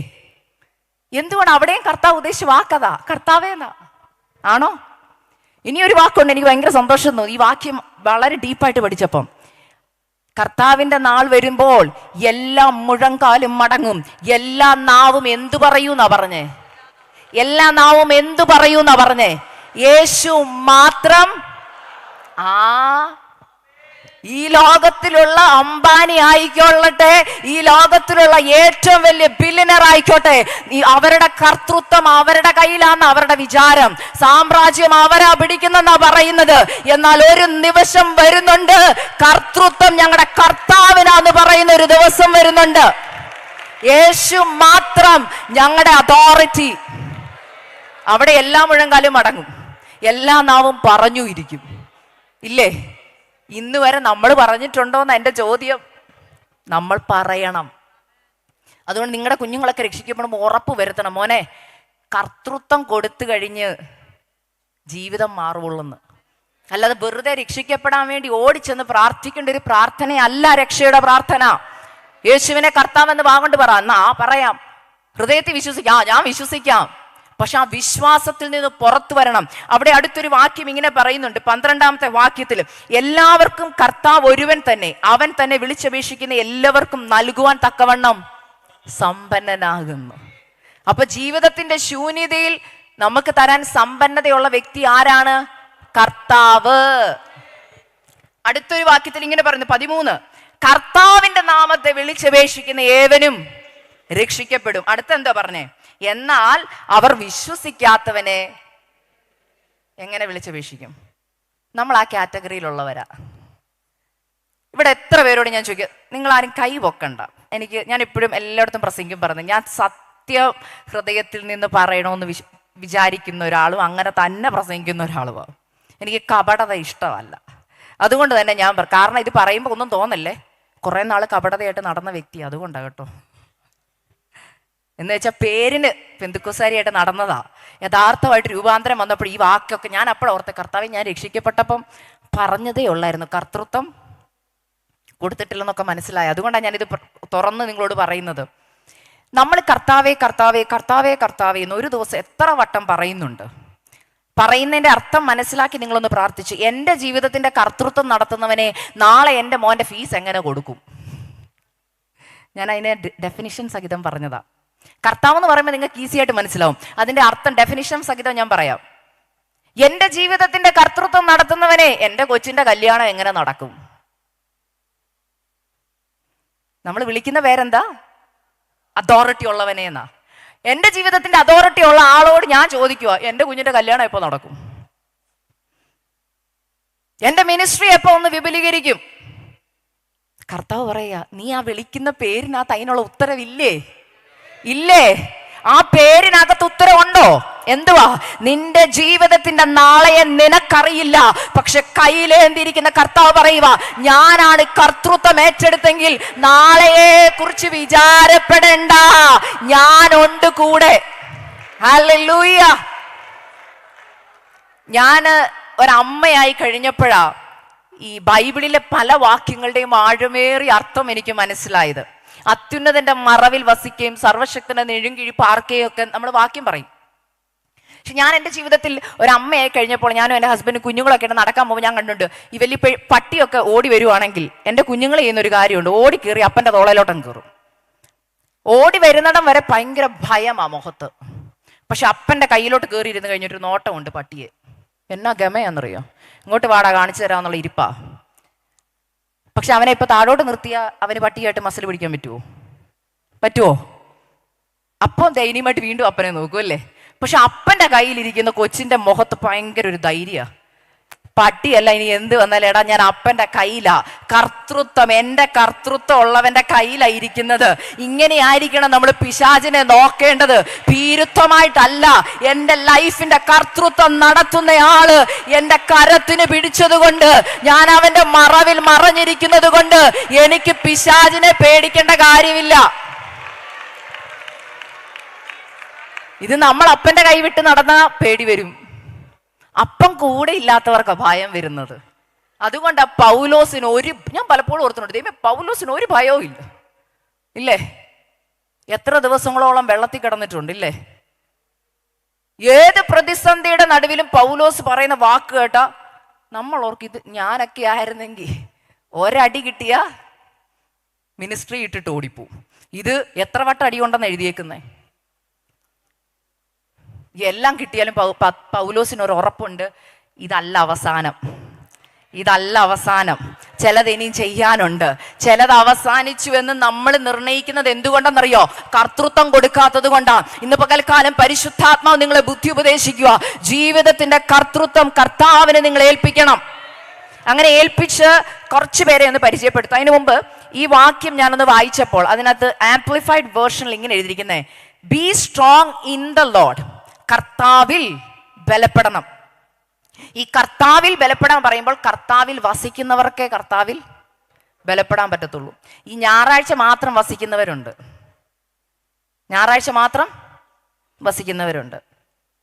ഈ ഞായറാഴ്ച മാത്രം വസിക്കുന്നവർക്കും തിങ്കൾ തൊട്ട് ശനി വരെ ഉണ്ടാ പ്രശ്നം. എപ്പോഴും ഫോൺ കോൾ ആയിരിക്കും പാസ്റ്റർ ആൻറ്റിക്ക്. കാരണം പാസ്റ്റർ ആൻറ്റി കർത്താവിൽ വസിക്കുന്ന ആളാണല്ലോ. അപ്പൊ വിളിച്ചു പറയും, ആൻറ്റി കൊച്ചിന്റെ കാര്യം, ആൻറ്റി ഭർത്താവിൻ്റെ കാര്യം, ആൻറ്റി എൻ്റെ രോഗം. പ്രാർത്ഥനാ വിഷയങ്ങൾ പറയരുതെന്ന് ഞാൻ പറയത്തില്ല കേട്ടോ. പക്ഷെ ഞാൻ എപ്പോഴും പറയുന്നൊരു കാര്യം, നിങ്ങളുടെ പ്രാർത്ഥനാ വിഷയം നിങ്ങൾ പറയുമ്പോഴും വാ തുറന്ന് പോസിറ്റീവായിട്ട് അതിനെ പറയണം. ആൻറ്റി ഞാൻ ഇന്ന വിഷയത്തിൽ ഭാരപ്പെടും, പക്ഷെ എൻ്റെ കർത്താവ് എന്നെ കൈവിടത്തില്ലെന്ന് എനിക്ക് ഉറപ്പുണ്ട്, ആൻറ്റിയുടെ പ്രാർത്ഥനാ സപ്പോർട്ട് എനിക്ക് വേണമെന്ന് പറയണം. പക്ഷെ അവർ എന്നെ കുറേ പേര് വിളിക്കും പറഞ്ഞൊരു കാര്യം, എൻ്റെ മോളെ എനിക്ക് ഈ ലോകത്ത് ആരുമില്ല, ഞാൻ ഒറ്റയ്ക്കാ. അവിടെ തന്നെ തെറ്റി. യേശുവിന് ഹൃദയം കൊടുത്ത ദിവസം കർത്താവ് ഉള്ളി വന്ന് എന്ത് ചെയ്യുവാന്നാ പറഞ്ഞേ? വസിക്കുവാന്നാ പറഞ്ഞേ. ഉള്ളിൽ യേശുവിനെ വെച്ചിട്ട് പറയാ എനിക്ക് ആരുമില്ലെന്ന്. അതിന്റെ അർത്ഥം നിങ്ങൾ യേശുവിനെ തള്ളി പുറത്താക്കി. പണ്ടൊക്കെ നമ്മുടെ വീടുകളുടെ വാതിക്കൽ ഇപ്പൊ ഇല്ല കേട്ടോ, ഇപ്പൊ എല്ലാവരും ആ വാക്യമൊക്കെ ഇടുന്നു മാറ്റി. വീടിന്റെ ഡോറിന്റെ വാതിക്കൽ ഒരു വാക്യം ഉണ്ടായിരുന്നു, യേശു ക്രിസ്തു ഈ വീടിന്റെ നായകൻ. ഞാനിപ്പോൾ നമ്മുടെ വാക്യത്തിലേക്ക് അതിനെ ഒന്ന് കൊണ്ടുവരാം. യേശു കർത്താവ് എൻ്റെ ജീവിതത്തിന്റെ കർത്തൃത്വം നടത്തുന്നവൻ. എന്നിട്ട് ഡോർ അങ്ങ് അടയ്ക്കും. ഇപ്പൊ കർത്താവ് എവിടാ? ഡോറെ വെക്കുക. ഇഷ്ടമാണ്, നമുക്ക് പറയാൻ എളുപ്പമാണ്, കർത്താവാണ് ഈ വീടിന്റെ നായകൻ. പക്ഷെ ശരിക്കും കർത്താവ് എവിടാ? ഇപ്പം ഡിസിഷൻ എടുക്കാൻ നേരത്ത് നമ്മൾ ഈ ഡോർ അങ്ങ് അടയ്ക്കും അല്ലേ? നമ്മൾ ജീവിതത്തിന്റെ പരമപ്രധാനമായ തീരുമാനങ്ങൾ എടുക്കുമ്പോൾ നമ്മൾ എങ്ങനെയാ ചെയ്യുന്നത്? റൂമിനകത്ത് കയറി ഡോറൊക്കെ അടച്ച് അല്ലേ? നമ്മൾ ഒരുമിച്ച് അല്ലെ, ഭാര്യയും ഭർത്താവൊക്കെ ഒരുമിച്ചിരുന്ന തീരുമാനം എടുക്കുന്നത്. സത്യമായ കാര്യം, നമ്മുടെ ജീവിതത്തിന്റെ തീരുമാനം എടുക്കുമ്പോൾ നമ്മൾ ആദ്യം ചെയ്യുന്ന ഡോർ അങ്ങ് അടയ്ക്കും. ഏത് ഡോറാ? കർത്താവേ കുറച്ചു നേരം പുറത്തിരിക്കും, ഞാൻ അകത്ത് നിന്ന് കുറച്ച് തീരുമാനം എടുത്തിട്ട് പുറത്ത് വന്ന് ആരെ അറിയിക്കാം. നമ്മുടെ പ്രാർത്ഥനകൾ ശരിക്കും അതല്ലേ? കർത്താവേ എൻ്റെ മോൾക്ക് ഇന്ന സ്ഥലത്ത് അഡ്മിഷൻ കിട്ടണം, കർത്താവേ എൻ്റെ മോൾ ഇന്ന വ്യക്തിയായിട്ട് കല്യാണം കഴിക്കണം, എൻ്റെ ഭാവി ഇങ്ങനെയാവണം. നമ്മൾ ശരിക്കും കർത്താവിനെ കർത്തൃത്വം പഠിപ്പിക്കുന്നവരല്ലേ? പക്ഷെ കർത്തൃത്വം കൊടുത്തവരുടെ പ്രാർത്ഥന എങ്ങനെയാന്ന് ഞാൻ പറയട്ടെ. പൗലോസിന്റെ പല പ്രാർത്ഥനയ്ക്കകത്തും അതുണ്ട്. എങ്ങനെ കർത്തൃത്വം കൊടുത്തവരുടെ പ്രാർത്ഥന? പറ. കർത്താവേ അങ്ങയുടെ ഹിതം എന്നിൽ നിറവേറണം. ആ ഹിതത്തിന്റെ പ്രത്യേകത എന്നറിയോ? നിനക്ക് നിന്റെ നാളെയെക്കുറിച്ച് അറിയത്തില്ല, നാളെ വരാൻ പോകുന്ന അപകടത്തെക്കുറിച്ച് അറിയത്തില്ല. ചിലപ്പോൾ കർത്താവ് അതിനെ തടഞ്ഞെന്നിരിക്കും, ചിലപ്പോൾ കർത്താവ് ഉത്തരം തന്നെന്നില്ലെന്ന് വരും. ഹല്ലേലൂയ. പക്ഷേ പ്രാർത്ഥിക്കുന്ന ഒരുവൻ ഒരു ഉറപ്പുണ്ട്, കർത്തൃത്വം നടത്തുന്നവനാ നോ പറഞ്ഞത്. നാളെയെക്കുറിച്ച് എനിക്ക് വിചാരപ്പെടേണ്ട കാര്യമില്ല. ഹല്ലേലൂയ. കുറച്ച് വ്യക്തികളെ ഞാൻ പെട്ടെന്ന് നിങ്ങൾക്കൊന്ന് പരിചയപ്പെടുത്താം ബൈബിളിൽ നിന്ന്. പെട്ടെന്ന് നമുക്ക് ഓടിപ്പോം. യേശുവിനെ കർത്താവ് എന്ന് പറഞ്ഞതിൽ ഞാൻ 2 ശിഷ്യന്മാരെ, ബാക്കി സ്ത്രീകളെ എടുത്തിരിക്കുന്നത് കേട്ടോ. 2 ഉണ്ട്. കാരണം വേറെ ഒന്നുമല്ല, ഞങ്ങൾ ഇവിടെ തുടക്കത്തിൽ പറഞ്ഞ ബലഹീന പാത്രം, ഞങ്ങൾക്ക് സ്ത്രീകളെ കുറിച്ച് പ്രസംഗിക്കുമ്പോൾ ഞങ്ങൾക്ക് കുറച്ചൊരു ബലമൊക്കെ ഉണ്ട്. Yes, Thomas. നമ്മളെല്ലാം തോമസിനെ കുറിച്ച് പറയുമ്പോൾ ആദ്യം പറഞ്ഞ വാക്കെന്നാ? പറ, സത്യം പറ. വിശ്വാസി.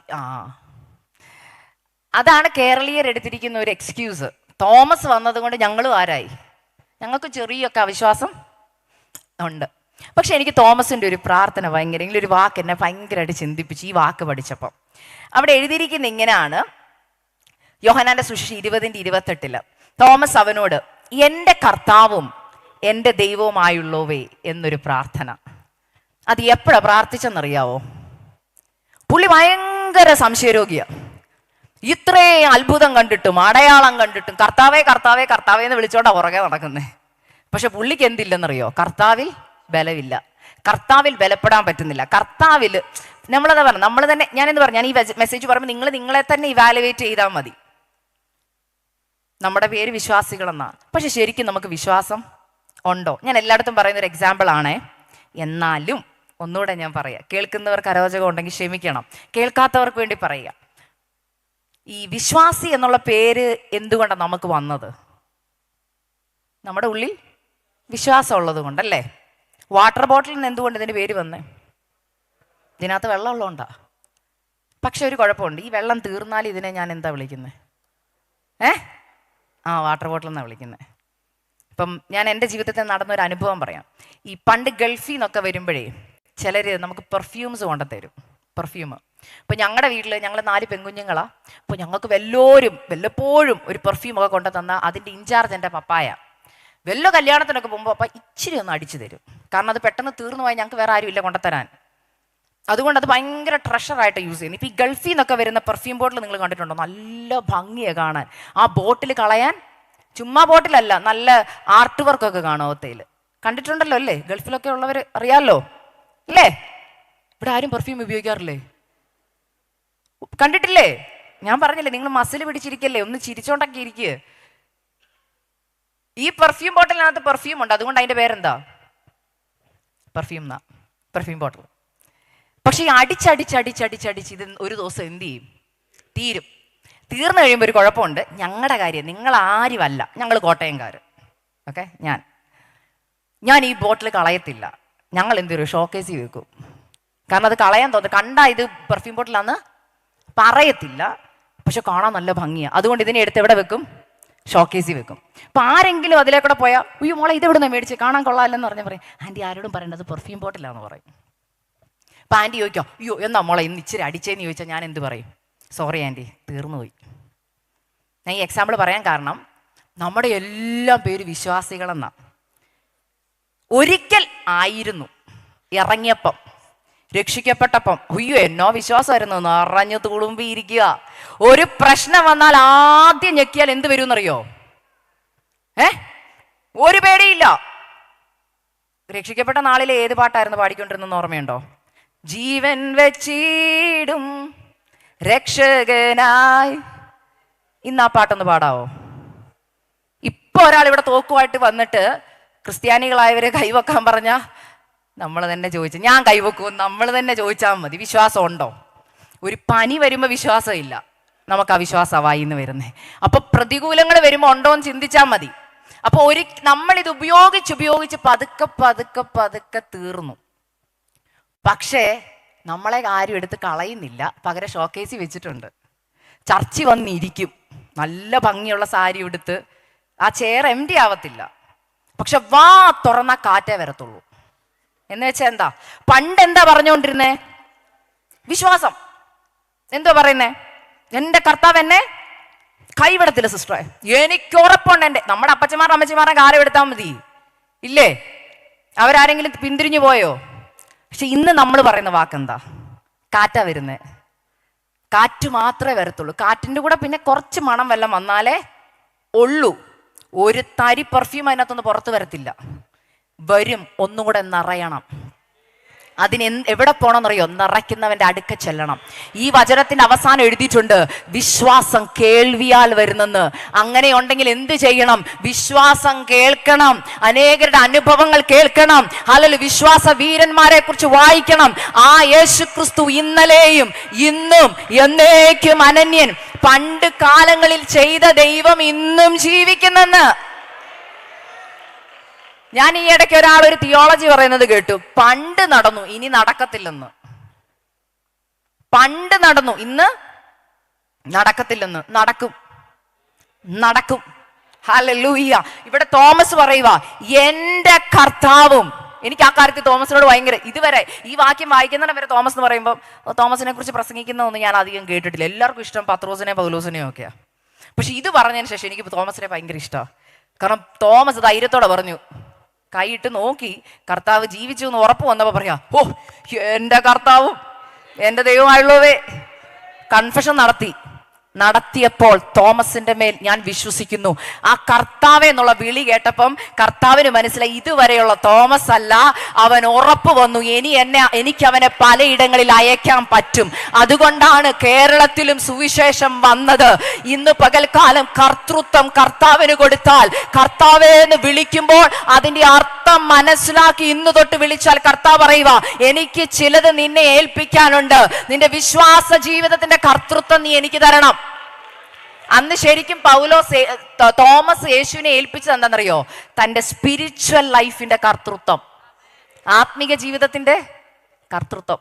കർത്താവ്, എനിക്ക് ഇച്ചിരി അവിശ്വാസമൊക്കെ ഉണ്ട്, ഞാൻ തൊട്ടാലൊക്കെ വിശ്വസിക്കത്തുള്ളൂ. പക്ഷെ അങ്ങനെ കർത്താവ്, അതിന്റെ അർത്ഥം എന്നാ? ഇന്ന് ഞാൻ ആ ഏരിയയുടെ കർത്തൃത്വം ആർക്ക് തരുവാ? ഇന്നത്തെ ആദ്യത്തെ ദൂത്, നിന്റെ ആത്മീക ജീവിതത്തിന്റെ കർത്തൃത്വം കർത്താവിന് കൊടുക്കണം. കർത്താവേ, എനിക്ക് അവിശ്വാസം ഉണ്ട് കർത്താവേ. എനിക്ക് എപ്പോഴും വചനമൊക്കെ കേൾക്കുമ്പോൾ ഭയങ്കര സന്തോഷമാണ്. പക്ഷെ ഈ ചർച്ച് വിട്ട് പുറത്തോട്ട് ഇറങ്ങുമ്പോൾ എന്തുവാ? ഡൗട്ടാ. പക്ഷെ ഇന്ന് ആ കർത്തൃത്വം ഞാൻ ആർക്ക് കൊടുക്കുക? കർത്താവിന് തരിക. കർത്താവ് ആ സ്ഥാനം ഒന്ന് ഏറ്റെടുക്കാമോ? ആ ഏരിയയുടെ അതോറിറ്റി ഞാൻ അങ്ങേ കേൾപ്പിക്കുകയാ. എൻ്റെ ആത്മീക ജീവിതത്തിന്റെ കർത്തൃത്വത്തെ അപ്പന് തരിക. അപ്പ ആ ഏരിയയിൽ എൻ്റെ വിശ്വാസത്തെ ഒന്ന് വർദ്ധിപ്പിക്കണമെന്ന് എത്ര പേർക്ക് പറയാൻ കഴിയും? രണ്ടാമത്തെ വ്യക്തിയാണ് പത്രോസ്. പത്രോസ് എവിടാ കർത്താവേ എന്ന് പറയുന്നതെന്ന് പറഞ്ഞ് എനിക്ക് ഭയങ്കര ഇഷ്ടമുള്ളൊരു അധ്യായമാണ് മത്തായി 14:30. ഈ ഭാഗം ഞാൻ പെട്ടെന്നൊന്ന് പറയാം. ഞാൻ പറയുന്നതിനോട് എത്ര പേര് യോജിക്കുമെന്ന് എനിക്കറിയത്തില്ല. പക്ഷേ ഞാൻ ഈ വചനം പഠിച്ചപ്പം ഞാൻ പലരോടും പറയും, യേശു സ്നാനപ്പെടുത്തിയിട്ടില്ലെന്ന് വചനം പറയുന്നുണ്ടെങ്കിലും ഞാൻ വിശ്വാസത്താ പറയുന്ന ആത്മീകമായെങ്കിലും കർത്താവ് ശരിക്കും സ്നാനപ്പെടുത്തിയ ഏക ശിഷ്യൻ എനിക്ക് തോന്നുന്നു പത്രോസാണ്. നിങ്ങൾ എന്നോട് എവിടെ യേശു പത്രോസിനെ സ്നാനപ്പെടുത്തിയത്? മത്തായി 14. രക്ഷ സ്നാനമല്ല ഒരു ദിവസം നടന്ന ദിവസമായിരുന്നത്. കാരണം അവിടെ ഒരു വാക്യമുണ്ട്. നിങ്ങൾക്ക് ഞാൻ അതിന്റെ ഭാഗം ഒന്ന് പറയാം. നിങ്ങൾക്കൊക്കെ അറിയാമല്ലോ, കടലിൽ കൂടെ അവർ യാത്ര തിരിക്കുമ്പോൾ തിരമാലകളൊക്കെ അടിക്കുമ്പോൾ ശിഷ്യന്മാരെല്ലാം ഭയപ്പെടുക. അപ്പൊ പത്രോസ് നോക്കിയപ്പോൾ യേശു നടന്നു വരിക. പത്രോസ് ഇല്ലല്ലേ നമ്മളെ പോലെ എടുത്തിയാട്ടക്കാരാ. ഇപ്പൊ ഒരു ഓട്ടർകോൾ കൊടുത്താൽ നിങ്ങളെല്ലാം കർത്താവിന്റെ വേലയ്ക്ക് വേണ്ടി സമർപ്പിക്കും അല്ലേ? പക്ഷെ ചെയ്യുവോ? ഇല്ലേ? അങ്ങനെ പത്രോസിനും ഇഷ്ടമാണ്. ചാടിക്കേറി, കർത്താവേ ഞാൻ നടക്കാം. അവിടെ പറയുന്നൊരു കാര്യമുണ്ട്, നടന്നപ്പോൾ ഭയങ്കര ധൈര്യത്തോടെ നടന്നു. പക്ഷെ പ്രതികൂലം വന്നപ്പോൾ, നമ്മളെ പോലാണേ, നമ്മൾക്കൊക്കെ റിലേറ്റ് ചെയ്യാൻ പറ്റും. പറയുന്ന വാക്ക് എന്നാണെന്നറിയോ? കർത്താവേ നീ ആകുന്നുവെങ്കിൽ. ആ വാക്യം നിങ്ങൾ ശ്രദ്ധിച്ചോ? എന്ന് വെച്ചാൽ ഞാൻ ഡെഫിനിഷൻ സഹിതം പറയാം. എൻ്റെ ജീവിതത്തിന്റെ കർത്തൃത്വം നടത്തുന്നത് അങ്ങാണെങ്കിൽ ഞാൻ വരാമെന്ന്. അപ്പൊ കർത്താവ് ചോദിക്കുക, അപ്പൊ വെറുതെ വിളിക്കുവല്ലേ കർത്താവേ കർത്താവേ എന്ന്. ഞാൻ പറഞ്ഞ വാക്യത്തിന്റെ അർത്ഥം ഡെഫിനിഷൻ മനസ്സിലാവുന്നുണ്ടോ? നമ്മളും അങ്ങനല്ലേ? കർത്താവേ അങ്ങ് പറഞ്ഞിട്ടാണെങ്കിൽ, കർത്താവേ ഇത് അങ്ങയുടെ ആലോചനയാണെങ്കിൽ ഒരുറപ്പില്ല. ഇവിടെ പത്രോസ് പറയാ, കർത്താവേ നീ ആകുന്നുവെങ്കിൽ ഞാൻ ഇറങ്ങാം. ഒന്നുകൂടെ ഞാൻ പറയട്ടെ, കർത്താവേ എന്ന് വെച്ചാൽ എൻ്റെ ജീവിതത്തിന്റെ കർത്തൃത്വം നടത്തുന്നവനെ അങ്ങാണെങ്കിൽ. അപ്പൊ പുള്ളിക്ക് എന്തില്ല? ഉറപ്പില്ല. അപ്പം യേശു ഒരു കാര്യം തീരുമാനിച്ചു, ഇന്ന് നിന്റെ രക്ഷ എന്ത് ചെയ്തിട്ടില്ല, കംപ്ലീറ്റ് ആയിട്ടില്ല. ഒരു കാര്യം ചെയ്യും, നമുക്ക് നന്നായിട്ടൊന്ന് രക്ഷിക്കപ്പെടാം. നീ വാഗോണ്ട് ഏറ്റു പറഞ്ഞത് അങ്ങോട്ട് ശരിയായില്ല, ഉറപ്പില്ലാതെ ഏറ്റു പറഞ്ഞു. ഒരു കാര്യം, ഇന്ന് നമുക്ക് ശരിക്കും ഒന്ന്, ഇന്ന് ചിലർ ഇതിനകത്ത് മാനസാന്തരപ്പെടും കേട്ടോ. കർത്തൃത്വം യഥാർത്ഥമായിട്ട് കൊടുത്തിട്ടേ ഈ റൂം വിട്ടു പോവുള്ളൂ. പത്രോസിനെ പോലെ നമ്മൾ ഇന്ന് ഇവിടെ ഇരിക്കുന്നത്. എന്നാൽ ഇറങ്ങുമ്പോൾ പത്രോസിന്റെ ജീവിതത്തിൽ വന്ന മാറ്റം കൂടെ വരണം. അവിടെ പറയാ, കർത്താവെ നീ ആകുന്നുവെങ്കിൽ. കർത്താവ് പറഞ്ഞൊരു കാര്യം ചെയ്യ്, ഞാൻ കർത്താവാണോന്ന് നിനക്ക് ഈ ആംഗിളിൽ കണ്ടിട്ട് മനസ്സിലാവുന്നില്ലെങ്കിൽ, ഞാനാണ് നിന്റെ ജീവിതത്തിന്റെ കർത്തൃത്വം നടത്തുന്നവനെന്ന് നിനക്ക് നേരെ നോക്കിയിട്ട് എന്ത് ചെയ്യുന്നില്ല, മനസ്സിലാവുന്നില്ല. ഒരു കാര്യം ചെയ്യും, ഒന്ന് താന്ന് നോക്കാൻ പറഞ്ഞു. നമ്മളും അങ്ങനെ കർത്തൃത്വം മനസ്സിലാക്കാത്തവരെ ദൈവം ജീവിതത്തിൽ ഒത്തിരി താഴ്ത്തും. താഴ്ത്തി കഴിയുമ്പോൾ നമുക്കൊരു പോയിന്റ് ഓഫ് വ്യൂ ഉണ്ട്. ഇനി നമുക്ക് പത്രോസിന്റെ കൂടെ ഒന്ന് മുങ്ങാം. വെള്ളത്തിൽ മുങ്ങിയിട്ട് മേളിലോട്ട് നോക്കി എത്ര പേരുണ്ട് ഇതിനകത്ത്? നമ്മുടെയൊക്കെ കൂട്ടത്തിൽ എവിടെയെങ്കിലുമൊക്കെ പോയി വെള്ളത്തിലൊന്ന് മുങ്ങിയിട്ട് മേളിലോട്ട് നോക്കിയിട്ടില്ലേ? പത്രോസ് അന്ന് ശരിക്കും സ്നാനപ്പെടുക. പത്രോസ് വെള്ളത്തിൽ മുങ്ങിയിട്ട് കർത്താവേ നീ ആകുന്നുവെങ്കിൽ എന്ന് പറഞ്ഞ മുങ്ങിയിട്ട് വെള്ളത്തിന്റെ മുകളിലോട്ടൊന്ന് നോക്കിയപ്പോൾ പത്രോസിനൊരു കാര്യം മനസ്സിലായി, ഇത് ശരിക്കും കർത്താവാണ്. കാരണം കർത്താവിന്റെ കാൽപാദം അപ്പോഴും വെള്ളത്തിന്റെ മുകളിലാണ്. എന്ന് വെച്ചാൽ നിന്റെ പ്രതികൂലത്തിന്റെ അതോറിറ്റി അപ്പോഴും കർത്താവിന്റെ കയ്യിലാന്നാ പറഞ്ഞതിന്റെ അർത്ഥം.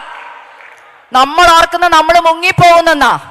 ഈ പ്രതികൂലത്തിൽ ഞാൻ തീർന്നു പോയെന്ന് പറയുമ്പോഴും കർത്താവ് അടുത്ത് നിന്ന് പറയാം, മോളെ ഇല്ല, I am the one, hallelujah, എനിക്കാണ് അതോറിറ്റി. ഇന്നും ഞാൻ നിന്റെ പ്രശ്നത്തിന്റെ മുകളിൽ നിൽക്കുക. നിന്റെ വീക്ഷണത്തിൽ കൂടെ നീ ഇപ്പൊ നോക്കുമ്പോ നീ ഓർക്കുന്ന നീ താന്നു പോന്ന, പക്ഷെ നോക്കിക്കേ, ഞാൻ ഇന്നും അതിന്റെ മുകളിൽ അധികാരത്തോടെ നിൽപ്പുണ്ട്. അപ്പോൾ പത്രോസ് വിളിക്കുന്ന ഒരു വാക്യമുണ്ട്, അതൊന്ന് വായിക്കാമോ? അവിടെ എങ്ങനെ എഴുതിയിരിക്കുന്നേ? അവൻ കാറ്റ് കണ്ട് പേടിച്ച് മുങ്ങി തുടങ്ങുകയാൽ കർത്താവേ എന്നെ രക്ഷിക്കണമേ എന്ന് നിലവിളിച്ചു. മതി, ആദ്യം പറഞ്ഞത് എന്നാ? കർത്താവേ നീ ആകുന്നുവെങ്കിൽ. എന്ന് വെച്ചാൽ കർത്തൃത്വം നടത്തുന്നത് അങ്ങാണെങ്കിൽ ഉറപ്പൊന്നുമില്ല. പക്ഷെ വെള്ളത്തിൽ മുങ്ങി വെള്ളം എല്ലാം വായിക്കത്തോട്ട് പോകാൻ തുടങ്ങിയ പുള്ളിക്ക് മനസ്സിലായി ഇത് തന്നെയാ കർത്താവ്.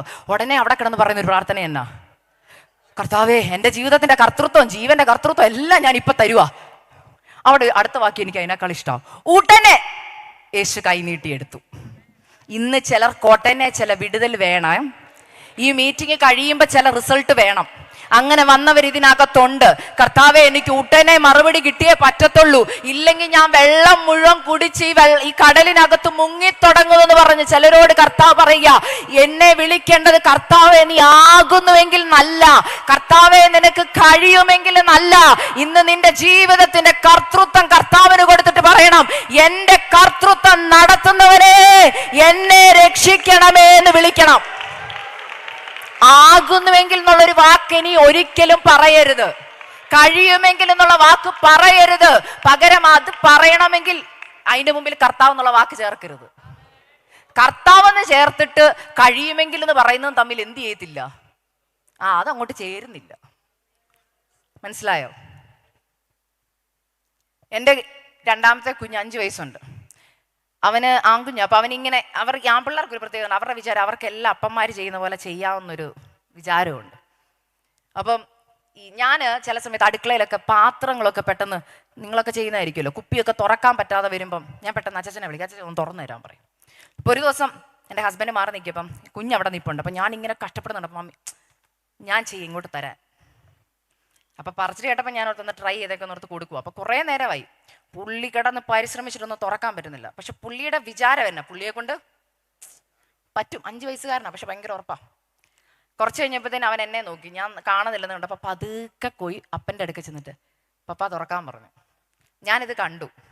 തുറന്നു കഴിഞ്ഞിട്ട് പുള്ളി ഉണ്ടല്ലോ, ഒരു ഗമയിലൊരു വരവുണ്ട് എൻ്റെ അടുക്കലോട്ട്, ഇതാ തുറന്നു എന്നുള്ളൊരു വരവ്. അപ്പം ഞാൻ ആളെ ഇതൊന്നും ആക്കാൻ പോയില്ല. സങ്കടമുണ്ട് അല്ലേ? നമുക്ക് നമ്മുടെ കുഞ്ഞുങ്ങളുടെ മുഖത്തെ ഒരു അഭിമാനം കാണുമ്പോൾ സന്തോഷമല്ലേ? ഞാനൊന്നും പറഞ്ഞില്ല. ഞാൻ പറഞ്ഞു വെരി ഗുഡ്, ഭയങ്കര സ്ട്രോങ് ആണല്ലോ. എന്നിട്ട് ആൾ എന്ന് എല്ലാവരോടും പറയുക, ഞാൻ മമ്മിക്ക് വേണ്ടി ബോട്ടിൽ തുറന്നെന്ന്. ശരിക്കും ആരാ തുറന്നേ? അപ്പനാ. പക്ഷെ അപ്പൻ ക്രെഡിറ്റ് ഒന്നും എടുത്തില്ല. പക്ഷെ ക്രെഡിറ്റ് കിട്ടുന്ന ആർക്കാ? മോനാ. നമ്മുടെ ജീവിതത്തിൽ പല കാര്യങ്ങളും ക്രെഡിറ്റ് നമ്മൾ എടുക്കുമ്പോൾ സത്യത്തിൽ അതിന് ആർക്കാ ക്രെഡിറ്റ് കൊടുക്കേണ്ടത്? ഇന്ന് ഇവിടെ ഇരിക്കുന്നതിന്റെ ക്രെഡിറ്റ് ആർക്കാ കൊടുക്കേണ്ടത്? ഹല്ലേലൂയ. പലപ്പോഴും നമുക്ക് കഴിയാൻ പറ്റാത്ത സാഹചര്യങ്ങൾ വന്നപ്പോൾ കർത്താവല്ലേ ചില ഊരാക്കുടുക്കുകളിൽ നിന്ന് നിങ്ങളെ പുറത്തു കൊണ്ടുവന്നത്, തലമുറയെ കൊണ്ടുവന്നത്, രോഗാവസ്ഥയിൽ നിന്ന് പുറത്തു കൊണ്ടുവന്നത്. പക്ഷെ ക്രെഡിറ്റ് പലപ്പോഴും നമ്മളല്ലേ എടുക്കുന്നത്. എന്നാൽ ഇന്ന് പരിശുദ്ധാത്മാവ് പറയുക, കർത്തൃത്വം നീ കർത്താവിന് കൊടുത്താൽ നിന്റെ ജീവിതത്തിന്റെ ഏതു മേഖലയിലും കർത്താവിന് നിങ്ങൾക്ക് വേണ്ടി വഴി തുറക്കാൻ കഴിയും. ഹല്ലേലൂയ. ഇവിടെ പത്രോസ് പറയാ, കർത്താവേ എന്നെ രക്ഷിക്കണേ. അതിന്റെ അർത്ഥം അന്ന് പത്രോസ് എന്ത് ചെയ്തു? രക്ഷിക്കപ്പെട്ടു. രക്ഷിക്കപ്പെട്ടപ്പോൾ കർത്താവ് ഒട്ടനെ കൈ നീട്ടി. അപ്പൊ പിന്നെ റോള് മാറി, രക്ഷിതാവായി. ഇല്ലേ? കർത്താവേന്ന് വിളിച്ചു കഴിഞ്ഞപ്പോൾ യേശു ആരായി മാറി? പിന്നെ രക്ഷിതാവായി. വെള്ളത്തിൽ നിന്ന് പൊക്കിയെടുത്തു. ഇല്ലേ? ഇന്ന് പലപ്പോഴും വെള്ളത്തിൽ കിടക്കുന്നതിന്റെ കാരണം പ്രാർത്ഥനയുടെ വാചകം ഇന്ന് തൊട്ട് മാറ്റണം. പലപ്പോഴും നമ്മുടെ പ്രാർത്ഥന നമ്മൾ തന്നെ റെക്കോർഡ് ചെയ്തിരുന്നെന്ന് കേൾക്കണം. ഞാനത് ചെയ്തിട്ടുണ്ട് കേട്ടോ. നമ്മുടെ പ്രാർത്ഥന നമ്മൾ റെക്കോർഡ് ചെയ്തിട്ടിരുന്നു എന്ന് കേൾക്കണം. നമ്മൾ ആ കുറച്ച് നേരം ഒന്ന് ദൈവത്തിൻ്റെ സന്നിധിയിൽ, കർത്താവ് എൻ്റെ പ്രാർത്ഥന ദൈവസന്നിധിയിൽ എങ്ങനെ എത്തും എന്ന് കേട്ടാൽ, ആ പ്രാർത്ഥനയിൽ എത്ര വട്ടം കർത്താവേ കർത്താവേ എന്ന് വിളിക്കുന്നുമുണ്ട്, എത്ര വട്ടം നമ്മൾ പറയുന്ന അവിശ്വാസം അതിനകത്തുണ്ടെന്ന് ഓർക്കണം. പിന്നെ ഇന്ന് ദൈവദാസൻ പറഞ്ഞതുപോലെ പരിശുദ്ധാത്മാവ് നമ്മുടെ ബലഹീനതയിൽ തുണ നിൽക്കുന്നുണ്ട്. എനിക്ക് തോന്നുന്നു എഡിറ്റൊക്കെ ചെയ്ത്, ഇല്ലേ? സത്യസന്ധമായിട്ട് പറ, പരിശുദ്ധാത്മാവിൻ്റെ ഏറ്റവും വലിയ ജോലി എഡിറ്റിങ്ങാ. നമ്മുടെ എല്ലാ പ്രാർത്ഥനയും അതുപോലെ സ്വർഗത്തിൽ ചെന്നിരുന്നെങ്കിൽ. ചിലർ പറയും, സിസ്റ്റർ ഞാൻ പ്രാർത്ഥിച്ചിട്ടൊന്നും ഒരു മറുപടി ഇല്ല. ഞാൻ ചോദിച്ചു, എല്ലാ പ്രാർത്ഥനയ്ക്കും നിങ്ങൾക്ക് മറുപടി വേണോ? ഒറ്റ ക്വസ്റ്റ്യൻ ഇവിടെ ഇരിക്കുന്ന എല്ലാവരോടും ചോദിക്കട്ടെ, നിങ്ങളുടെ എല്ലാ പ്രാർത്ഥനയ്ക്കും കർത്താവ് അപ്പാപ്പ മറുപടി തരണമെന്ന് പ്രാർത്ഥിക്കുന്ന എത്ര പേരുണ്ട്? അയ്യോ, നല്ല കാര്യം. പണ്ട് ഞാൻ അങ്ങനെ പ്രാർത്ഥിക്കുമായിരുന്നു, എല്ലാത്തിനും കർത്താവ് എനിക്ക് മറുപടി തരണമെന്ന്. ഇപ്പം ഞാൻ പറയത്തില്ല, കാരണം അങ്ങനെ മറുപടി തന്നിരുന്നു ഇന്ന് ഞാൻ ഇവിടെ ജീവനോടെ ഇരിക്കത്തില്ലായിരുന്നു. കാരണം ഞാൻ പണ്ടൊരു പ്രാർത്ഥന പ്രാർത്ഥിച്ചു, കർത്താവ് ഇപ്പോൾ മതി, എന്നെ അങ്ങ് എടുക്കുക കർത്താവേ. അപ്പോഴേ കർത്താവ് എസ് പറഞ്ഞിരുന്നെങ്കിലോ? നിങ്ങളൊന്ന് ഓർത്ത് നോക്കി. നിങ്ങളൊക്കെ എത്ര പേര് എന്തൊക്കെ പ്രാർത്ഥിച്ചെന്ന് നിങ്ങൾ തന്നെ ഒന്ന് ചിന്തിച്ച് നോക്കിക്കേ ജീവിതത്തിൽ. ഇല്ലേ? എൻ്റെ കർത്താവേ എനിക്ക് ഈ ചെറുക്കനെ കൊണ്ട് മതിയായി, എനിക്ക് ഈ കുടുംബജീവിതം മതിയായി, ഈ സഭാ ചാർജ്. എൻ്റെ പപ്പ ഒരു പാസ്റ്ററാണ് കേട്ടോ. എനിക്ക് അതുകൊണ്ട് എല്ലാ ദൈവദാസന്മാരെയും ഭയങ്കര ബഹുമാനമാണ്. അവർ കടന്നു പോകുന്ന പ്രഷർ, അവരുടെ കുടുംബം കടന്നു പോകുന്നത് എനിക്കറിയാം. അതുകൊണ്ട് ഞാൻ പറയാം, എത്രയോ വട്ടം നിങ്ങൾ നിങ്ങളുടെ ഹൃദയത്തിൽ ചിന്തിച്ചിട്ടുണ്ട്, കർത്താവേ എനിക്ക് മതിയായി, ഈ സഭ വിട്ട് എനിക്ക് എങ്ങോട്ടെങ്കിലും പോയാൽ മതിയായി, ഈ മക്കളെ കൊണ്ട് ഞാൻ തോറ്റുപോയി. ഇതൊക്കെ പറയുന്ന അതേപടി പ്രാർത്ഥന അങ്ങ് എത്തിയിരുന്നെങ്കിൽ ഇന്നിവിടെ ഇരിക്കുമായിരുന്നോ? ഇന്ന് ഇതിനകത്ത് ജനസംഖ്യ വളരെ കുറഞ്ഞേനെ. പക്ഷേ പരിശുദ്ധാത്മാവ് ചില പ്രാർത്ഥനകളൊക്കെ എഡിറ്റ് ചെയ്ത് ചിലത് മാത്രം മുകളിലോട്ട് വിട്ടത്, ദൈവത്തിന് പ്രസാദകരമായത് മാത്രം വിട്ടത് കൊണ്ടാ ഇന്ന് നമ്മളൊക്കെ ഇവിടെ ജീവനോടെ ഇരിക്കുന്നത്. പരിശുദ്ധാത്മാവ് നമ്മുടെ ബലഹീനതയിൽ തുണ നിൽക്കുന്നത് അതുകൊണ്ടാ. കാരണം പരിശുദ്ധാത്മാവിന് നമ്മുടെ ബലഹീനത അറിയാം. പലർക്ക് പ്രാർത്ഥിക്കേണ്ടത് എങ്ങനെയെന്ന് അറിയത്തില്ല സത്യത്തിൽ. കാരണം നമ്മൾ പ്രാർത്ഥിക്കുന്ന പല പ്രാർത്ഥനയും ദൈവത്തിന് വിഷമം ഉണ്ടാക്കുന്ന പ്രാർത്ഥനയാ. ആന്റിമാരോട് ചോദിക്കട്ടെ, നിങ്ങളൊക്കെ നല്ലതായിട്ട് കുക്ക് ചെയ്യുന്നവരാ. നിങ്ങളുടെ മക്കൾ എങ്ങാനും വന്ന് പറയാം, മമ്മി എനിക്കൊരു ബിരിയാണി ഉണ്ടാക്കി തരാൻ പറ്റുമോ, മമ്മിക്ക് അറിയാവുമെന്ന് ചോദിക്കും. നിങ്ങൾ പറയാം, ഇന്നലെ അറിയുന്ന സിസി ആൻറ്റി ഭയങ്കര കുക്കായിരുന്നു, ആൻറ്റി നന്നായിട്ട് കേക്കൊക്കെ ബേക്ക് ചെയ്തു, എനിക്ക് നല്ല കേക്കൊക്കെ ഉണ്ടാക്കി തന്നു. അപ്പം ഞാൻ ഓർത്ത് ഇത്രയും എല്ലാ കാര്യവും ഹൈലി ടാലൻറ്റഡ്. അപ്പം ഞാൻ ഓർത്ത് ആൻറ്റിയുടെ പിള്ളേരൊക്കെ എന്ത് ഭാഗ്യമുള്ളവരല്ലേ, നല്ല കേക്കൊക്കെ കഴിക്കാം. അപ്പം ഞാൻ ചോദിക്കട്ടെ, ആൻറ്റിക്ക് കേക്ക് ഉണ്ടാക്കാൻ അറിയാമെന്നുണ്ടെങ്കിൽ ഞാൻ ചോദിക്കാം, ആൻറ്റി വെൽ കുക്ക്ഡാ. അപ്പം അനേകരെ പഠിപ്പിക്കുന്നൊക്കെ ഉണ്ട്, കുക്കിംഗ് ഒക്കെ പഠിപ്പിച്ചിട്ടുണ്ടെന്ന് എന്നോട് പറഞ്ഞു. എങ്ങാനും ഞാൻ ചോദിക്കുക, ആൻറ്റിയുടെ ഇളയ കുഞ്ഞ് വന്നിട്ട് ചോദിക്കുക, കൊച്ചുമോളായിക്കോട്ടെ, ഗ്രാൻഡ്മായ്ക്ക് കേക്ക് ഉണ്ടാക്കാൻ അറിയോ? അപ്പം അമ്മച്ചി പറയാ, അറിയാം. അമ്മച്ചിക്ക് അറിയാമെങ്കിൽ ഒരെണ്ണം ഉണ്ടാക്കി തരാമോ? ഇല്ലെങ്കിൽ ഒരു കാര്യം ചെയ്യാം, അമ്മച്ചിക്ക് അറിയത്തില്ലെങ്കിൽ ഞാൻ പഠിപ്പിച്ചു തരാം. മനസ്സിലായോ? ഞാൻ വേണേൽ യൂട്യൂബിൽ ഒരു ഇതെടുത്ത് കാണിക്കാം, അമ്മച്ചി എനിക്ക് ഇങ്ങനെ ഒരു കേക്ക് ഉണ്ടാക്കി തരാം. അമ്മച്ചി മാസ്റ്ററാ കേക്കിൽ, ഇല്ലേ? പക്ഷെ കൊച്ചിൻ്റെ വിചാരം അമ്മച്ചി പ്രായമൊക്കെ ആയതുകൊണ്ട് എന്തില്ലെന്നാ, അമ്മച്ചിക്ക് അറിവില്ലെന്നാ. നമ്മളും ഇങ്ങനെ കർത്താവിൻ്റെ അടുക്ക് ചെന്നിട്ട്, കർത്താവെ അങ്ങേക്ക് അറിയാൻ മേലാഞ്ഞിട്ടാ എൻ്റെ വിഷയം, കർത്താവെ നാളെ എൻ്റെ വീടിൻ്റെ വാടക കൊടുക്കേണ്ടത്, കർത്താവെ അങ്ങേക്ക് അറിയാമോ? കർത്താവിന് അറിയാമോ? ശരിക്കും നമ്മൾ ചെയ്യുന്നതെന്നറിയാം, നമ്മൾ കർത്താവിനെ പഠിപ്പിക്കുക. ഇപ്പൊ ഞാൻ ചോദിക്കട്ടെ, കുറേ നേരം അങ്ങനെ പഠിപ്പിക്കുമ്പോൾ അമ്മച്ചി പറയും, മോനെ നീ ഉണ്ടാകുന്നതിന് മുമ്പ്, നിന്റെ അമ്മ ഉണ്ടാവുന്നതിന് മുമ്പ് ഇഷ്ടം പോലെ കേക്ക് ബേക്ക് ചെയ്തയാളാ ഞാൻ. ഈ എന്നെയാ നീ എന്ത് ചെയ്യുന്നേ? ബേക്കിംഗ് ക്ലാസ് പഠിപ്പിക്കുന്നത്. നമ്മളൊക്കെ നമ്മുടെ ജീവിതത്തിൽ നമ്മുടെ മക്കളോട് പറയത്തില്ലേ, നീയൊക്കെ ഉണ്ടാവുന്നതിന് മുമ്പ്. നമ്മൾ എന്ത് പ്രൗഡായിട്ടാണ് പറയുന്നത്, പക്ഷെ നമ്മുടെ പ്രാർത്ഥനാ മുറി നമ്മൾ ദൈവത്തോട് എന്താ പറയുന്നത്?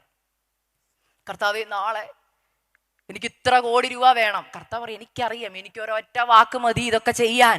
പക്ഷെ പലപ്പോഴും പ്രാർത്ഥന എന്തുകൊണ്ട് കേൾക്കുന്നില്ലെന്ന് എന്നോട് ചോദിച്ചാൽ ഞാൻ പറയും, നിങ്ങളുടെ പ്രാർത്ഥനയിൽ സാമ്പത്തികത്തിന്റെ കർത്തൃത്വം കർത്താവിന് കൊടുത്തിട്ടില്ല. ഇവിടെ പത്രോസിന്റെ ജീവിതത്തിൽ ഏത് ഭാഗത്താ കർത്തൃത്വം കൊടുത്തെന്നറിയോ? അവന്റെ ജീവന്റെ കർത്തൃത്വം അവനന്ന് കർത്താവിന് കൊടുത്തു.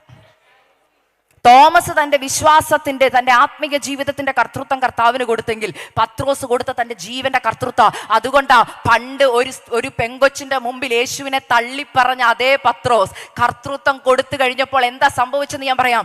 ഭാവിയിൽ ഹല്ലേലൂയ തന്റെ മരണം പോലും താനാ ചൂസ് ചെയ്തത്. പേടിയില്ലെന്ന് മരിക്കാൻ. കാരണം ജീവന്റെ കർത്തൃത്വം ആരുടെ കൊടുത്തതാ? കർത്താവിന് കൊടുത്തതാ. ഇന്ന് എത്ര പേർക്ക് അങ്ങനെ ഒന്ന് വിശ്വസിക്കാൻ പറ്റും? കർത്താവേ, മരണഭയം ഉള്ളവ ചിലരോട് പരിശുദ്ധാത്മാ പറയുക, മരണഭയം, ദൈവമേ ഈ വിഷയത്തിൽ ഞാൻ മുങ്ങിപ്പോകുക, എനിക്ക് എഴുന്നേക്കാൻ പറ്റുന്നില്ലെന്ന് തോന്നുന്നവരോട്, നാളെ ഞാൻ ജീവിച്ചിരിക്കുമോ എന്നുള്ള ഭയം, ഹല്ലേലൂയ, നാളെ എൻ്റെ തലമുറയുടെ ഭാവിയിൽ ഞാൻ ഉണ്ടാകുമോ എന്നുള്ള ഭയമുള്ളവരോട് പരിശുദ്ധാത്മാ പറയുക, കർത്തൃത്വം കർത്താവിനെ ഏൽപ്പിക്കുക. കർത്താവ് പറയുക, ഉടനെ അവൻ കൈ നീട്ടി അവനെ പിടിച്ചു. ഹല്ലേലൂയ. അടുത്തൊരു വ്യക്തിയെ ഞാൻ പെട്ടെന്ന് പരിചയപ്പെടുത്താം. കുഷ്ഠരോഗി. ഹല്ലേലൂയ. ബൈബിളിലെ കുഷ്ഠരോഗി മത്തായി 8:2 ഇങ്ങനെ പറയുന്നു, കർത്താവേ അങ്ങക്ക് മനസ്സുണ്ടെങ്കിൽ, കഴിയുമെങ്കിൽ എന്നല്ല, മനസ്സുണ്ടെങ്കിൽ. നമുക്ക് അങ്ങനെ പ്രാർത്ഥിക്കാം. കർത്താവേ അങ്ങക്കിടെ ഹിതമുണ്ടെങ്കിൽ എനിക്ക് വേണ്ടി ചെയ്യണം. എൻ്റെ ജീവിതത്തിന്റെ കർത്തൃത്വം നടത്തുന്നവന്, കർത്തൃത്വം നടത്തുന്ന ആൾക്കറിയാം എപ്പോൾ, എങ്ങനെ, ഏത് സമയത്ത് വിടുതൽ തരണമെന്ന്. ഇല്ലേ? നമ്മുടെ തലമുറകളാണോ അവരുടെ വീട്ടിലെ അവരുടെ ഡെയിലി ആക്ടിവിറ്റീസ് നിങ്ങളോടൊന്ന് പറയും. ഇപ്പം എക്സാമ്പിൾ, നമ്മുടെ അമ്മമാർക്കറിയാം നാളെ രാത്രി കിടക്കുമ്പോൾ ഏറ്റവും ടെൻഷനോടുകൂടെ കിടക്കുന്ന അമ്മമാരാ അല്ലേ? ഏറ്റവും വലിയ ടെൻഷൻ എന്താണെന്ന് വെച്ചാൽ ഞാൻ പറയും, നാളെ എന്ത് ലഞ്ച് കൊടുത്തു വിടും. അതാ ഏറ്റവും വലിയ ടെൻഷൻ. നാളെ രാവിലെ എന്ത് ബ്രേക്ക്ഫാസ്റ്റ്. സത്യമോ ദൈവദാസന്മാരെ? അല്ലെങ്കിൽ നിങ്ങൾക്ക് അറിയാൻ മേലഞ്ഞിട്ടാ രാത്രി തിരിഞ്ഞും മറിഞ്ഞും കിടന്നുള്ള ആദ്യത്തെ 1 മണിക്കൂറത്തെ ചിന്ത നാളെ എന്ത് ബ്രേക്ക്ഫാസ്റ്റ്, എന്ത് ലഞ്ച് കൊടുത്തു വിടണം എന്നുള്ളതാണ്. ഇല്ലേ? എല്ലാവരെയും പ്രീതിപ്പെടുത്തണ്ടേ? അല്ലേ? സത്യമാണ്. ആൻറ്റിമാരൊക്കെ ചിരിക്കുന്നുണ്ട്. സത്യമായ കാര്യമാണ്. അപ്പം ഈ കുഞ്ഞ് രാത്രി ഉറക്കത്തിൽ നിങ്ങളെ വിളിച്ചെഴുന്നിരിക്കും, മമ്മി നാളെ രാവിലെ ബ്രേക്ക്ഫാസ്റ്റ് തരുമല്ലോ അല്ലേ? തരാവടാ, പോയി കിടന്നുറങ്ങ്. പിന്നെ വന്നിട്ട് ഉച്ചയ്ക്ക് ലഞ്ച് തരുമല്ലോ അല്ലേ? വൈകിട്ട് ഡിന്നർ തരുമല്ലോ അല്ലേ എന്നൊരു 10 വട്ടം ചോദിച്ചാൽ നിങ്ങളുടെ പ്രിയനോടുള്ള പ്രതികരണം എന്തായിരിക്കും? പോയി കിടന്നുറങ്ങു കൊച്ചേ, എനിക്കറിയാം എല്ലാം റെഡിയാ അല്ലേ? പക്ഷെ നമ്മൾ ഇതുപോലെ കർത്താവിനെ പലപ്പോഴും ഓർപ്പിക്കുന്നത്, കർത്താവേ നാളത്തെ കാര്യം അറിയാമല്ലോ അല്ലേ? കർത്താവ് പറയാ. അതുകൊണ്ടാണ് കർത്താവ് പറഞ്ഞ, നിങ്ങളുടെ സകല ചിന്താകുലങ്ങളും എൻ്റെ മേലിട്, എന്നിട്ട് പോയി കിടന്നുറങ്ങ്. എത്ര നാളായി സമാധാനത്തോടെ ഉറങ്ങിയിട്ട് അല്ലേ? ഇവിടെ ഇരിക്കുന്ന എത്ര പേർക്ക് സന്തോഷത്തോടെ പറയാൻ പറ്റും, ഞാൻ സമാധാനത്തോടെ ഉറങ്ങുന്നു? സമാധാനത്തോടെ ഉറങ്ങുന്നുണ്ട് ഓർത്തണം. കർത്തൃത്വം കർത്താവിന്റെ കയ്യിലാ. കർത്തൃത്വം കൊടുക്കാത്തവർക്ക് ടെൻഷൻ ഉള്ളത്. സാമ്പത്തികത്തിന്റെ കർത്തൃത്വം കർത്താവിന് കൊടുക്കണം. ഹല്ലേലൂയ. എന്നാലേ അവർക്ക് കർത്താവിൽ ബലപ്പെടാൻ പറ്റത്തുള്ളൂ. ഇവിടെ ഈ കുഷ്ഠരോഗി പറയുക, കർത്താവെ അങ്ങക്ക് മനസ്സുണ്ടെങ്കിൽ എന്നെ ശുദ്ധമാക്കണം. അവിടെ യേശു ചെയ്ത എന്താ? കൈനീട്ടി അവനെ തൊട്ടു. ഒന്ന് ഓർത്തു നോക്കിക്കേ, എന്റെ ജീവിതത്തിന്റെ കർത്തൃത്വം നടത്തുന്നവനെ, അങ്ങയ്ക്ക് മനസ്സുണ്ടെങ്കിൽ എന്നെ ഒന്ന്. അദ്ദേഹം ഉദ്ദേശിച്ച ഇതാ, എനിക്കറിയാം ഞാൻ കുഷ്ഠരോഗിയാണെന്ന്, എനിക്ക് പുറമേ ഇറങ്ങി നടക്കാൻ പറ്റത്തില്ലെന്ന് എനിക്കറിയാം, പക്ഷെ അങ്ങയുടെ സമയമായെങ്കിൽ എന്നെ ഒന്ന് എന്ത് ചെയ്യണം? ചില രോഗികളോട് പരിശുദ്ധാത്മാവ് പറയുക, നീ ഇന്ന് കർത്താവിന്റെ സന്നിധി വന്ന് ചോദിക്കുക, കർത്താവെ വർഷങ്ങളായി ഞാൻ ഈ രോഗമായിട്ട് കൊണ്ട് നടക്കാൻ തുടങ്ങിയിട്ട്, കർത്താവെ അങ്ങക്ക് മനസ്സുണ്ടോ എന്നെ ഇന്നൊന്ന് സൗഖ്യമാക്കാമോ എന്ന് ചോദിക്കുന്നവരോട് പരിശുദ്ധാത്മാവ് പറയുക, നീ അതിനു മുമ്പ് പ്രാർത്ഥിക്കേണ്ട ഒരു പ്രാർത്ഥനയുണ്ട്. എൻ്റെ ശരീരത്തിന്റെ കർത്തൃത്വം നടത്തുന്നവനെ, അങ്ങക്ക് മനസ്സുണ്ടെങ്കിൽ എന്നെ സൗഖ്യമാക്കണം. പലപ്പോഴും ശരീരത്തിന്റെ കർത്തൃത്വം നിങ്ങൾ തന്നെ പിടിച്ചു വെച്ചേക്കുന്നേ. ഞാൻ എൻ്റെ ജീവിതത്തിലെ പെട്ടെന്നൊരു അനുഭവം പെട്ടെന്ന് പറയാം. ഈ നമ്മുടെ ശരീരത്തിന്റെ കർത്തൃത്വം നമുക്കാന്നുള്ള എൻ്റെ ഉറപ്പെന്നാണെന്നറിയോ? പരിശുദ്ധാത്മാവ് എന്തെങ്കിലും നിയോഗം തന്നാൽ നമ്മൾ ചെയ്യത്തില്ല. ഞാൻ എൻ്റെ 3ാമത്തെ കുഞ്ഞിനെ പ്രഗ്നൻ്റ് ആയിരുന്ന സമയത്ത്, ഞാൻ ടെസ്റ്റ് മണിയൊക്കെ കേട്ടവർ കാണുന്നവർ ഞാൻ പെട്ടെന്നൊന്ന് പറയാം, വളരെ ശാരീരികമായ ക്ലേശങ്ങളിൽ കൂടെ കടന്നുപോയി. വളരെ ശ്വാസം മുട്ടല്ല. പക്ഷെ പരിശുദ്ധാത്മാവ് ഈ 3ാമത്തെ കുഞ്ഞിനെ പ്രഗ്നൻ്റ് ആയിരിക്കുന്നതിന് മുമ്പ് പരിശുദ്ധാത്മാവ് എനിക്കൊരു ആലോചന പറഞ്ഞു തന്നായിരുന്നു. ഈ പ്രഗ്നൻസി മറ്റ് 2 പ്രഗ്നൻസി പോലല്ല, ഡിഫറൻ്റ് ആയിരിക്കും. നീ ദൈവാലോചന അനുസരിച്ച് ഓരോ കാര്യം ചെയ്യാവുള്ളൂ. അതിൽ ആദ്യത്തെ ദൈവാലോചന, നീ ഡോക്ടറുടെ അടുക്ക പോകരുതെന്നായിരുന്നു. അമേരിക്കയിൽ ഡോക്ടറുടെ അടുക്ക പോകാതെ പ്രസവിക്കാൻ ഇച്ചിരി പാടാകട്ടോ. ഒത്തിരി ക്വസ്റ്റ്യൻസ് നമ്മൾ ആൻസർ ചെയ്യേണ്ടി വരും. പക്ഷെ ഞാനത് ദൈവസന്നിധിയിൽ കർത്താവ് പറഞ്ഞതല്ലേ, സമ്മതിച്ചു, പോയില്ല. ഞാൻ ഡെലിവറിക്ക് മാത്രമാണ് ഹോസ്പിറ്റലിൽ പോയത് കേട്ടോ.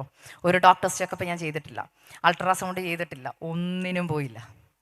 അപ്പോൾ എന്താ സംഭവിച്ചെന്ന് ചോദിച്ചു കഴിഞ്ഞാൽ, 3ാം മാസം തൊട്ട് ഭയങ്കര ശ്വാസം മുട്ടൽ, അതിശക്തമായ ശ്വാസം മുട്ടൽ. പ്രാർത്ഥിച്ചപ്പോൾ പരിശുദ്ധാത്മാവ് അടുത്ത നിയോഗം എനിക്ക് തരിക, നീ ഈ കുഞ്ഞിനെ പ്രസവിക്കുന്നിടം വരെ ഉച്ചവരെ എല്ലാ ദിവസവും ഉപവസിക്കണമെന്ന്. എല്ലാ സ്ത്രീകളോടും ചോദിക്കട്ടെ, പ്രഗ്നൻ്റ് ആയിരിക്കുമ്പോൾ നമ്മളോട് ചുറ്റുമുള്ളവരെല്ലാം പറയുന്നത് എന്താ? ഒരാൾക്കുള്ളതല്ല, 2 പേർക്കുള്ളത് കഴിക്കണം. ഈ 2 പേർക്കുള്ളത് കഴിക്കേണ്ട ആളോട് കർത്താവ് പറയുക, നീ ഇന്ന് തൊട്ട് ഉച്ചവരെ ഒന്നും കഴിക്കണ്ട. ആഹാ. അപ്പൊ എനിക്കൊരു ഡൗട്ട്, ഇത് കർത്താവ് തന്നെ ആണോ? അപ്പൊ ഞാൻ ദൈവസന്നിധി പറഞ്ഞു, കർത്താവ് എനിക്ക് അങ്ങിൽ വിശ്വാസം ഓക്കെയാ, എന്നാലും തോമസിനെ പോലെ എനിക്ക് എന്തുണ്ട്? അവിശ്വാസമുണ്ട്. പക്ഷെ ഞാൻ പറഞ്ഞു, കർത്താവ് എന്നോട് എനിക്കറിയാം ഇത് കർത്താവാണ്, പക്ഷേ എനിക്ക് ഒരു ഉറപ്പും കൂടെ തരണം. ഞാൻ പ്രാർത്ഥിച്ചപ്പോൾ എനിക്ക് ഒരു ദിവസം രാത്രി വളരെ ശ്വാസമുട്ടൽ കൂടി എൻ്റെ ദേഹമൊക്കെ അങ്ങ് നീലയ്ക്കാൻ തുടങ്ങി, കൈയൊക്കെ നീലച്ച് തുടങ്ങി.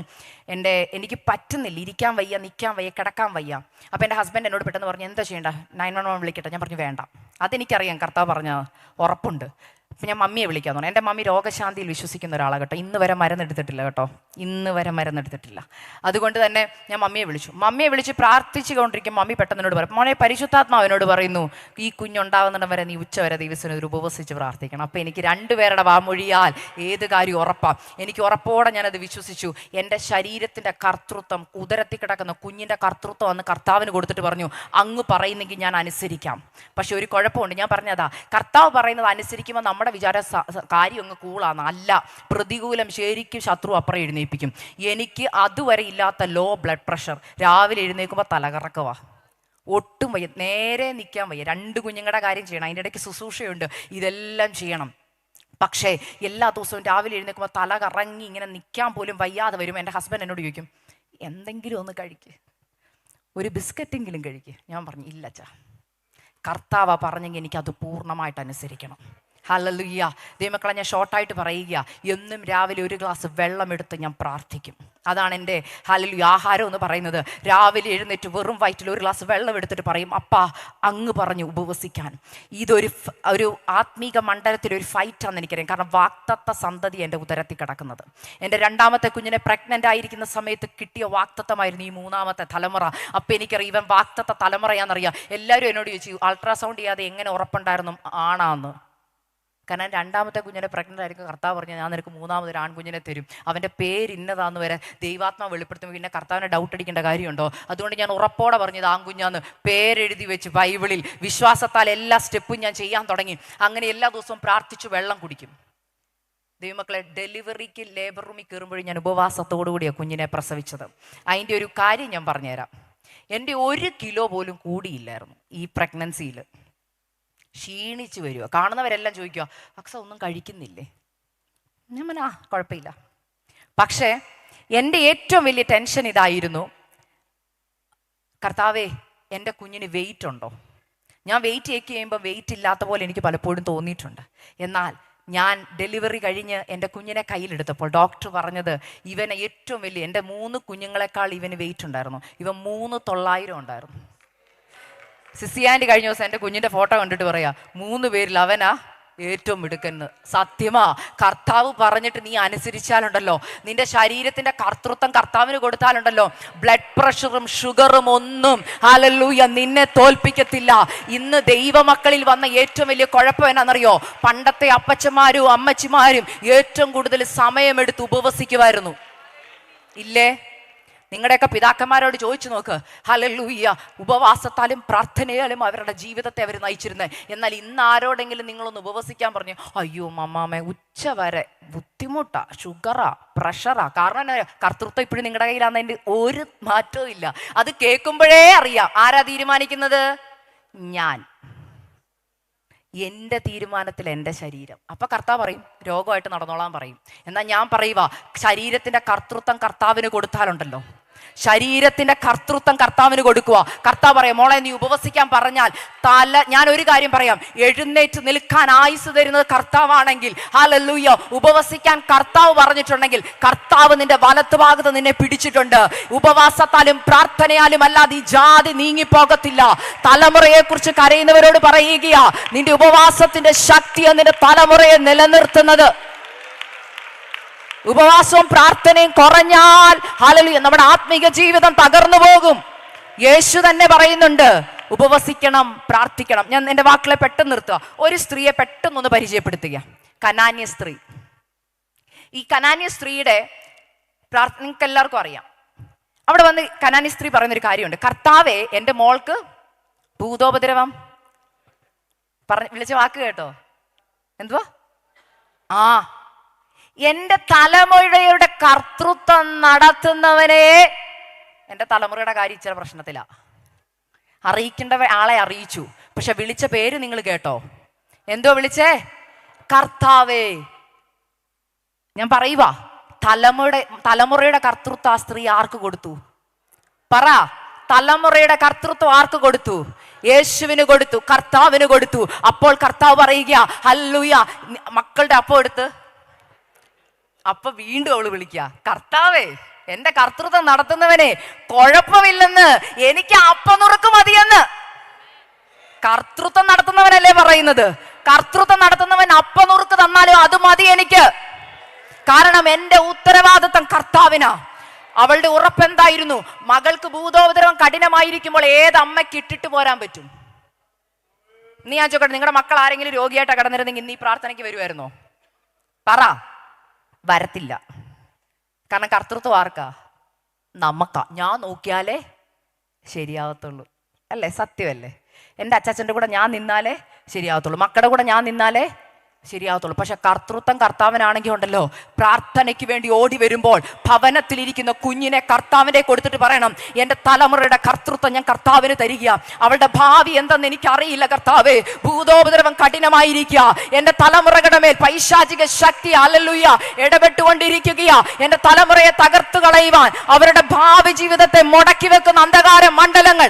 എന്നാൽ ഇന്ന് എൻ്റെ തലമുറയുടെ കർത്തൃത്വത്തെ ഞാൻ എൻ്റെ കർത്താവിന് നൽകി തരിക. എത്ര പേർക്ക് ഒരു നിമിഷം ദൈവസന്നിധിയിൽ എഴുന്നേറ്റ് നിന്ന് ആരാധിക്കാൻ കഴിയും? ഇന്ന് ജീവിതത്തിന്റെ കർത്തൃത്വം കർത്താവിന് കൊടുത്തിട്ടില്ലെങ്കിൽ, നിങ്ങളുടെ ശരീരത്തിന്റെ കർത്തൃത്വം, നിങ്ങളുടെ ഭാവിയുടെ കർത്തൃത്വം, ഹല്ലേലൂയ.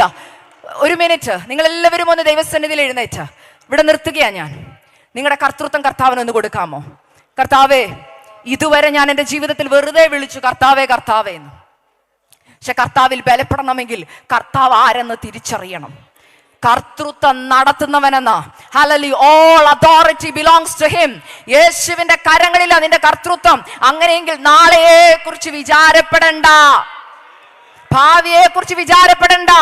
ഹല്ലേലൂയ. കനാന്യ സ്ത്രീയോട് കർത്താവ് പറയുക, മകളെ ഹല്ലേലൂയ, മക്കളുടെ അപ്പം എടുത്ത് നായ്ക്കുട്ടികൾക്ക് ഇട്ടുകൊടുക്കത്തില്ല. അവിടെയും അവൾ വിളിക്കുന്നത് പേര് മാറ്റിയില്ല. അപ്പോഴും അവൾ വിളിക്കുക, കർത്താവേ, കർത്തൃത്വം നടത്തുന്നവനെ, എൻ്റെ തലമുറയുടെ വിഷയത്തിന്റെ മേൽ പ്രവർത്തിക്കാൻ കഴിവുള്ളവനെ, ശക്തനായവനെ, ഉത്തരവാദിയായവനെ, അങ്ങ് എനിക്ക് വേണ്ടി എഴുന്നേൽക്കുമെന്ന് എനിക്കറിയാം. ഇന്ന് എത്ര പേർക്ക് ദൈവസന്നിധിയിൽ ആരാധിക്കാൻ കഴിയും? കർത്താവേ, ഞാൻ ഇവിടെ ദൈവസന്നിധിയിൽ ആരാധിക്കുമ്പോൾ കർത്തൃത്വം നടത്തുന്ന എൻ്റെ ദൈവം എൻ്റെ തലമുറയുടെ മേൽ ഏത് രാജ്യത്തായിരുന്നാലും ആ വിഷയത്തിന്റെ മേലൊന്ന് തൊടണമേ കർത്താവ്. അങ്ങയുടെ ഒരു വാക്ക് മതി എൻ്റെ തലമുറയുടെ വിഷയത്തിന്മേൽ വിടുതൽ പ്രാപിക്കുവാൻ, എൻ്റെ ശരീരത്തിന്റെ മേൽ വിടുതൽ വരുവാൻ. ആ കുഷ്ഠരോഗി പറഞ്ഞതുപോലെ കർത്താവേ, അങ്ങയ്ക്ക് മനസ്സുണ്ടെങ്കിൽ യെസ്, ശരീരത്തിന്മേൽ വിടുതൽ വ്യാപരിക്കട്ടെ, രോഗസൗഖ്യം വ്യാപരിക്കട്ടെ, മിനിസ്ട്രിയുടെ മേൽ ദൈവിക വിടുതലുകൾ വെളിപ്പെടട്ടെ. ഹല്ലേലൂയ. ശുശ്രൂഷയുടെ കർത്തൃത്വം കർത്താവിന് കൊടുത്താട്ടെ, സഭയുടെ കർത്തൃത്വം കർത്താവിന് കൊടുത്താട്ടെ. ഹല്ലേലൂയ. ജീവന്റെ കർത്തൃത്വം കർത്താവിന് കൊടുത്താട്ടെ, ആത്മീക ജീവിതത്തിന്റെ കർത്തൃത്വം കർത്താവിന് കൊടുത്താട്ടെ. യെസ്. രോഗികൾ സൗഖ്യമാകട്ടെ, തലമുറകളുടെ ബന്ധനങ്ങൾ അഴിയട്ടെ, തലമുറകളെ ഒതുക്കി വെക്കുന്ന, അവരുടെ ഭാവിയെ തടുക്കുന്ന അന്ധകാര മണ്ഡലങ്ങൾ ഇന്ന് പകൽ സമയത്ത് അഴിഞ്ഞു മാറട്ടെ. രമണ ശാന്തലാരവ വൈഡ പ്രൗഢവരഹസ്യ